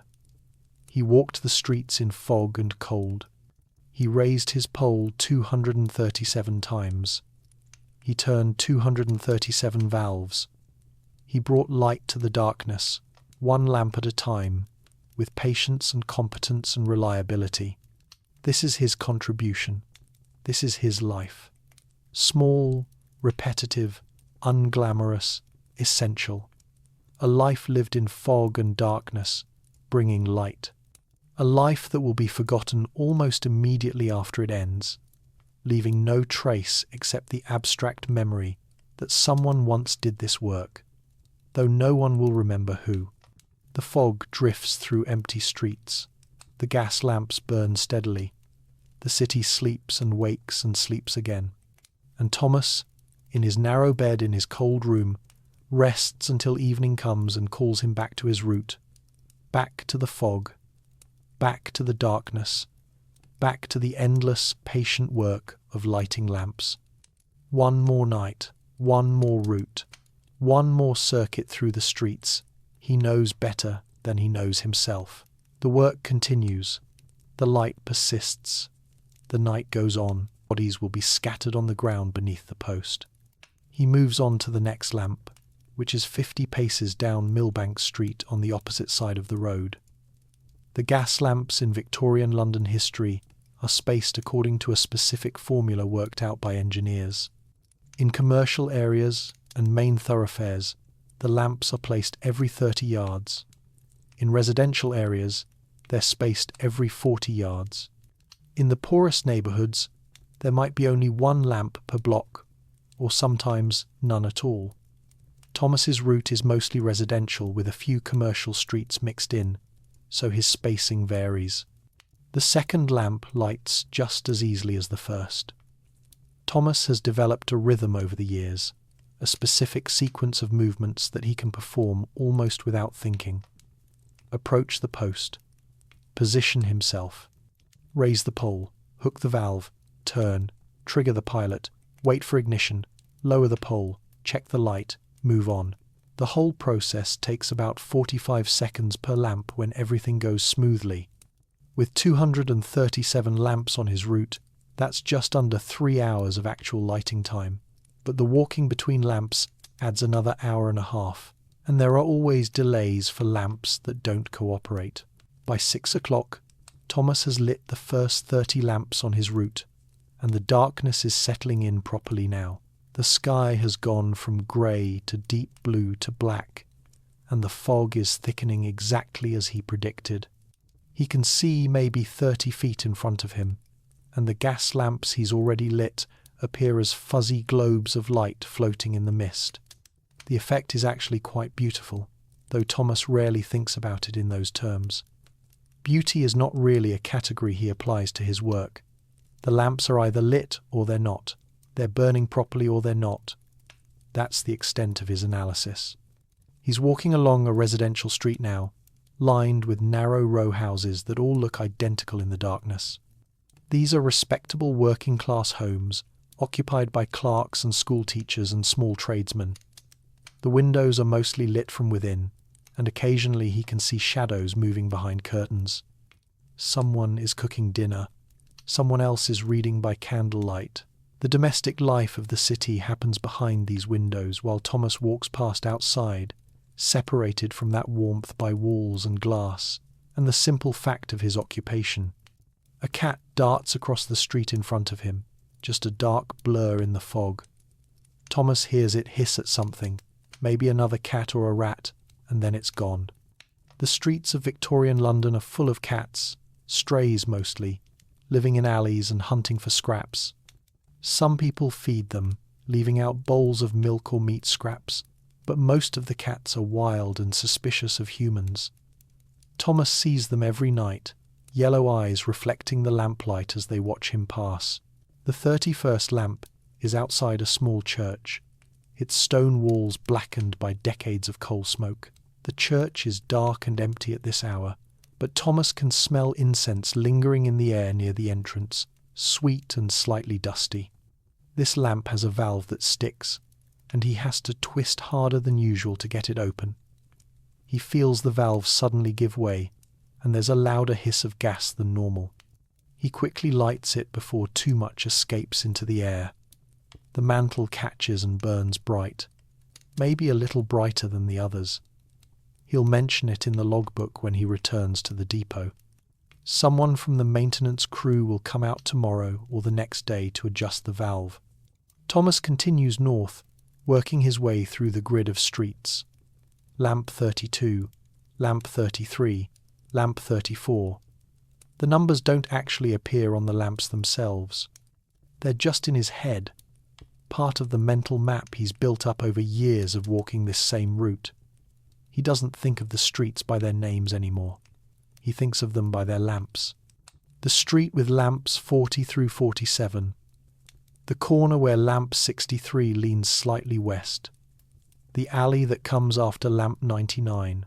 Around 7 o'clock, he reaches the section of his route that runs along the river. The fog is especially thick here, rolling off the Thames in dense clouds that smell like mud and sewage and the particular rotting vegetable smell of the river at low tide. The sound of water lapping against the embankment is soft and rhythmic, almost like the rain sounds for sleeping that Thomas sometimes hears on the roof of his boarding house. Somewhere out on the river, a boat sounds its horn, a long, low note that echoes across the water and disappears into the night. The lamps along the river are mounted on shorter posts because the embankment wall is already elevated above street level. Thomas has to be more careful here because the paving stones are often slick with moisture and river muck tracked up by dock workers. He's seen more than one person slip and fall on these stones, and a fall while carrying a 10-foot pole with an open flame could be dangerous. He places his feet carefully, testing his weight before committing to each step. Lamp 58 is directly across from a pub called the Anchor and Hope. Even though it's early evening, there are already a dozen men inside, their voices carrying out into the street every time the door opens. Thomas can smell beer and tobacco smoke and the vinegar tang of pickled eggs. Someone inside is laughing, a loud, braying laugh that cuts through the fog. The door opens again, and a man stumbles out, clearly already drunk. He sees Thomas and tries to say something, but his words are slurred and incomprehensible. Thomas nods politely and moves on. He's learned that engaging with drunk people only leads to longer conversations he doesn't want to have. Lamp 59, lamp 60, lamp 61. The work continues. His right arm is beginning to feel the strain of holding the pole, so he switches it to his left shoulder for a while.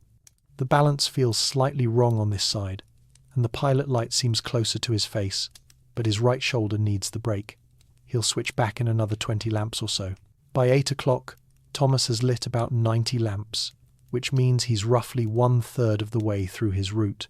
This is perfectly on schedule. The gas company expects the lighting to be completed by 9:30, which gives him an hour and a half to finish the remaining 147 lamps. It's achievable, assuming he doesn't run into any serious problems. The most common problem is a lamp with a broken mantle. The mantles are fragile, and they can break from wind or vibration, or just age. When a mantle is broken, the lamp won't light properly. It will either not light at all, or it will light but produce a weak, flickering flame that's barely better than darkness. When this happens, Thomas is supposed to mark the location in his memory and report it at the depot so maintenance can replace the mantle the next day.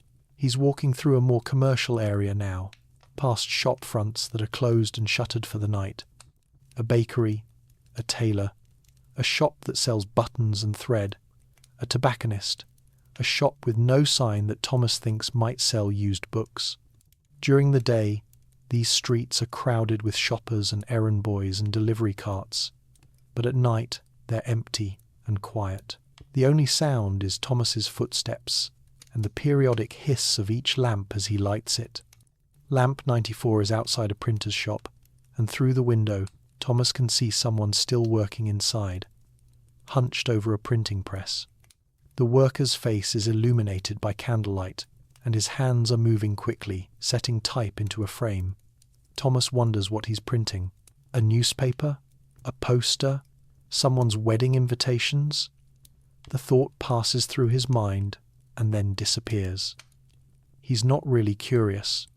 He's just noting details the way he always does, filing away small observations about the world that passes by him night after night. The fog is so thick now that Thomas can barely see from one lamp to the next. He navigates partly by memory and partly by counting his steps. 50 paces from lamp 94 to lamp 95. 45 paces from lamp 95 to lamp 96. His feet know these distances even when his eyes can't see the next post. This is what 7 years on the same route does to a person. The geography becomes physical knowledge, stored in muscles and bones. Lamp 100 is at an intersection where 2 major streets cross, and this one is mounted on a taller post because it needs to illuminate a larger area. Thomas has to extend his pole as far as it will reach to engage with the valve. He can barely see the mechanism in the fog and darkness, and he has to work more by feel than by sight. The valve turns. The gas flows. The pilot light ignites the mantle. The familiar sequence completes itself. Around 9 o'clock, a light rain begins to fall. So fine it's almost a mist. Thomas feels it on his face, cold and soft. This is typical weather for November in life in Victorian times. It's either fog or rain or both, sometimes for weeks on end. The rain makes the cobblestones even more slippery, and the water begins to bead on his wool coat, which is not quite waterproof but water-resistant enough to keep him mostly dry. The rain has a smell to it, metallic and slightly sour from all the coal smoke in the air. When it rains in London, the water washes soot out of the sky, and everything gets covered in a thin layer of black grime. The rain also creates a particular sound on the cobblestones, a soft pattering that mixes with the hiss of the gas lamps. Some people might find this relaxing history documentary of sound quite soothing, but Thomas is too focused on his work to really notice. He's thinking about the lamps. He's thinking about his pace. He's calculating whether he'll finish on time or whether he needs to speed up slightly. Lamp 120 is outside a school, its windows dark and empty. During the day, this street is full of children, shouting and playing and fighting and crying. But at night, it's silent. Thomas can see the school's small yard through the iron fence, empty except for a few puddles reflecting lamplight. He wonders vaguely what it would be like to work during the day, to see the sun and interact with people and eat lunch at normal hours. But he's been a night worker for so long that he can barely imagine it. His body clock has completely flipped. He's wide awake right now, but if someone tried to keep him up at noon, he'd be exhausted. The route turns east now, heading into a slightly rougher neighbourhood where the houses are smaller and more run down. The lamps here are spaced further apart, and some of the streets are unpaved, just hard-packed dirt that turns to mud when it rains. Thomas's boots sink slightly into the mud as he walks, making soft sucking sounds with each step. He has to be more careful with his footing here. A twisted ankle would be a serious problem.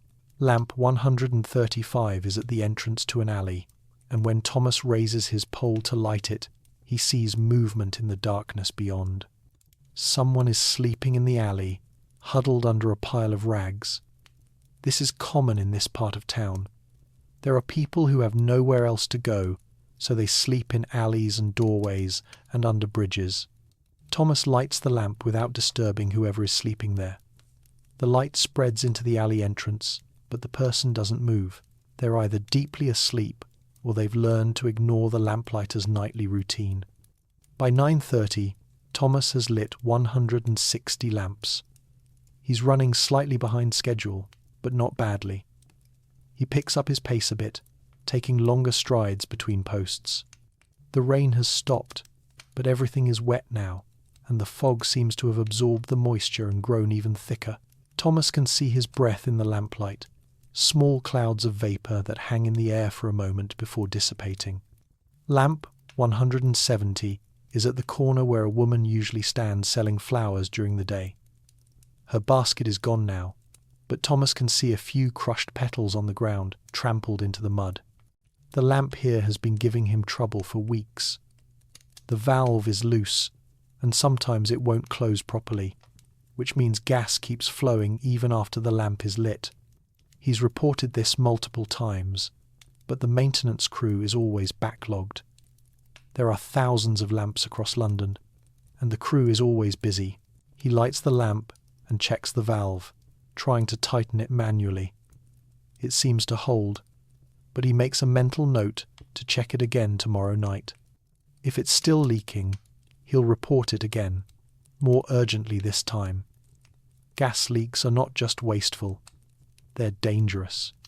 An accumulation of gas can ignite from a spark or an open flame, causing an explosion. It doesn't happen often, but when it does, people get hurt. The route continues through several more residential streets. Lamp 180, lamp 190. Thomas's right shoulder is aching again, and his feet are starting to feel the miles. He's walked maybe 7 or 8 miles so far, and he still has almost 50 lamps to go. This is the part of the night where the work becomes slightly tedious, where the novelty of the evening has worn off and it's just repetition. Raise the pole, hook the valve, turn, light, lower the pole, walk, repeat. Around 10:15, Thomas reaches the furthest point of his route, a small square with a fountain in the centre that hasn't worked in years. The fountain is dry and full of dead leaves. There are 4 lamps around the square, 1 at each corner. Thomas lights them in clockwise order, starting with the northeast corner and working his way around. When he's finished, the square is illuminated by 4 pools of light that overlap in the centre, creating a brightness that's unusual for this neighbourhood. Now the route begins to double back, heading south and west toward the depot. These are streets Thomas has already walked tonight, but in the opposite direction. He can see the lamps he lit earlier still burning steadily in the fog. Each one is a small victory, a point of light holding back the darkness for the people who live and work along these streets. Lamp 200 is outside a pharmacy, its window full of glass bottles containing coloured liquids, green and blue and red and amber. The bottles catch the lamplight and seem to glow from within. Thomas has always liked this window. It's one of the few places on his route that has any colour. Everything else is just shades of grey and black and brown, the colours of fog and coal smoke and old brick. By 11 o'clock, Thomas has lit 220 lamps. Only 17 more to go. His body is on autopilot now, his movements smooth and automatic from years of practice. He doesn't have to think about what he's doing. His hands and arms and shoulders know the work, and his mind is free to wander. He thinks about Mrs. Kelly's stew, which she promised to make tomorrow. He thinks about the cold water in his morning basin. He thinks about nothing in particular, just letting thoughts drift through his consciousness like fog drifting through streets. Lamp 230 is on a street he particularly dislikes because it runs directly beside a tannery. Even at night, even in the cold, the smell is overwhelming. It's the smell of animal hides and lime and urine and decay, all mixed together into something that makes his eyes water. He lights the lamp quickly and moves on, trying not to breathe too deeply. The final 7 lamps are back in the commercial district near the depot. Thomas lights them efficiently, no wasted movements, no delays. Lamp 231, lamp 232, lamp 233. The end of the route is in sight now, and Thomas feels a familiar sense of satisfaction. Not excitement, exactly, but the quiet pleasure of a job completed properly. Lamp 237 is right across the street from the depot, the same lamp where his route begins each evening. It's fitting that it's also where the route ends. Thomas lights it carefully, checking that the flame is strong and steady. Then he lowers his pole and stands there for a moment, looking back along the street where he can see a chain of lamps disappearing into the fog, each one a small monument to his evening's work. He returns to the depot at 11:28, right on schedule.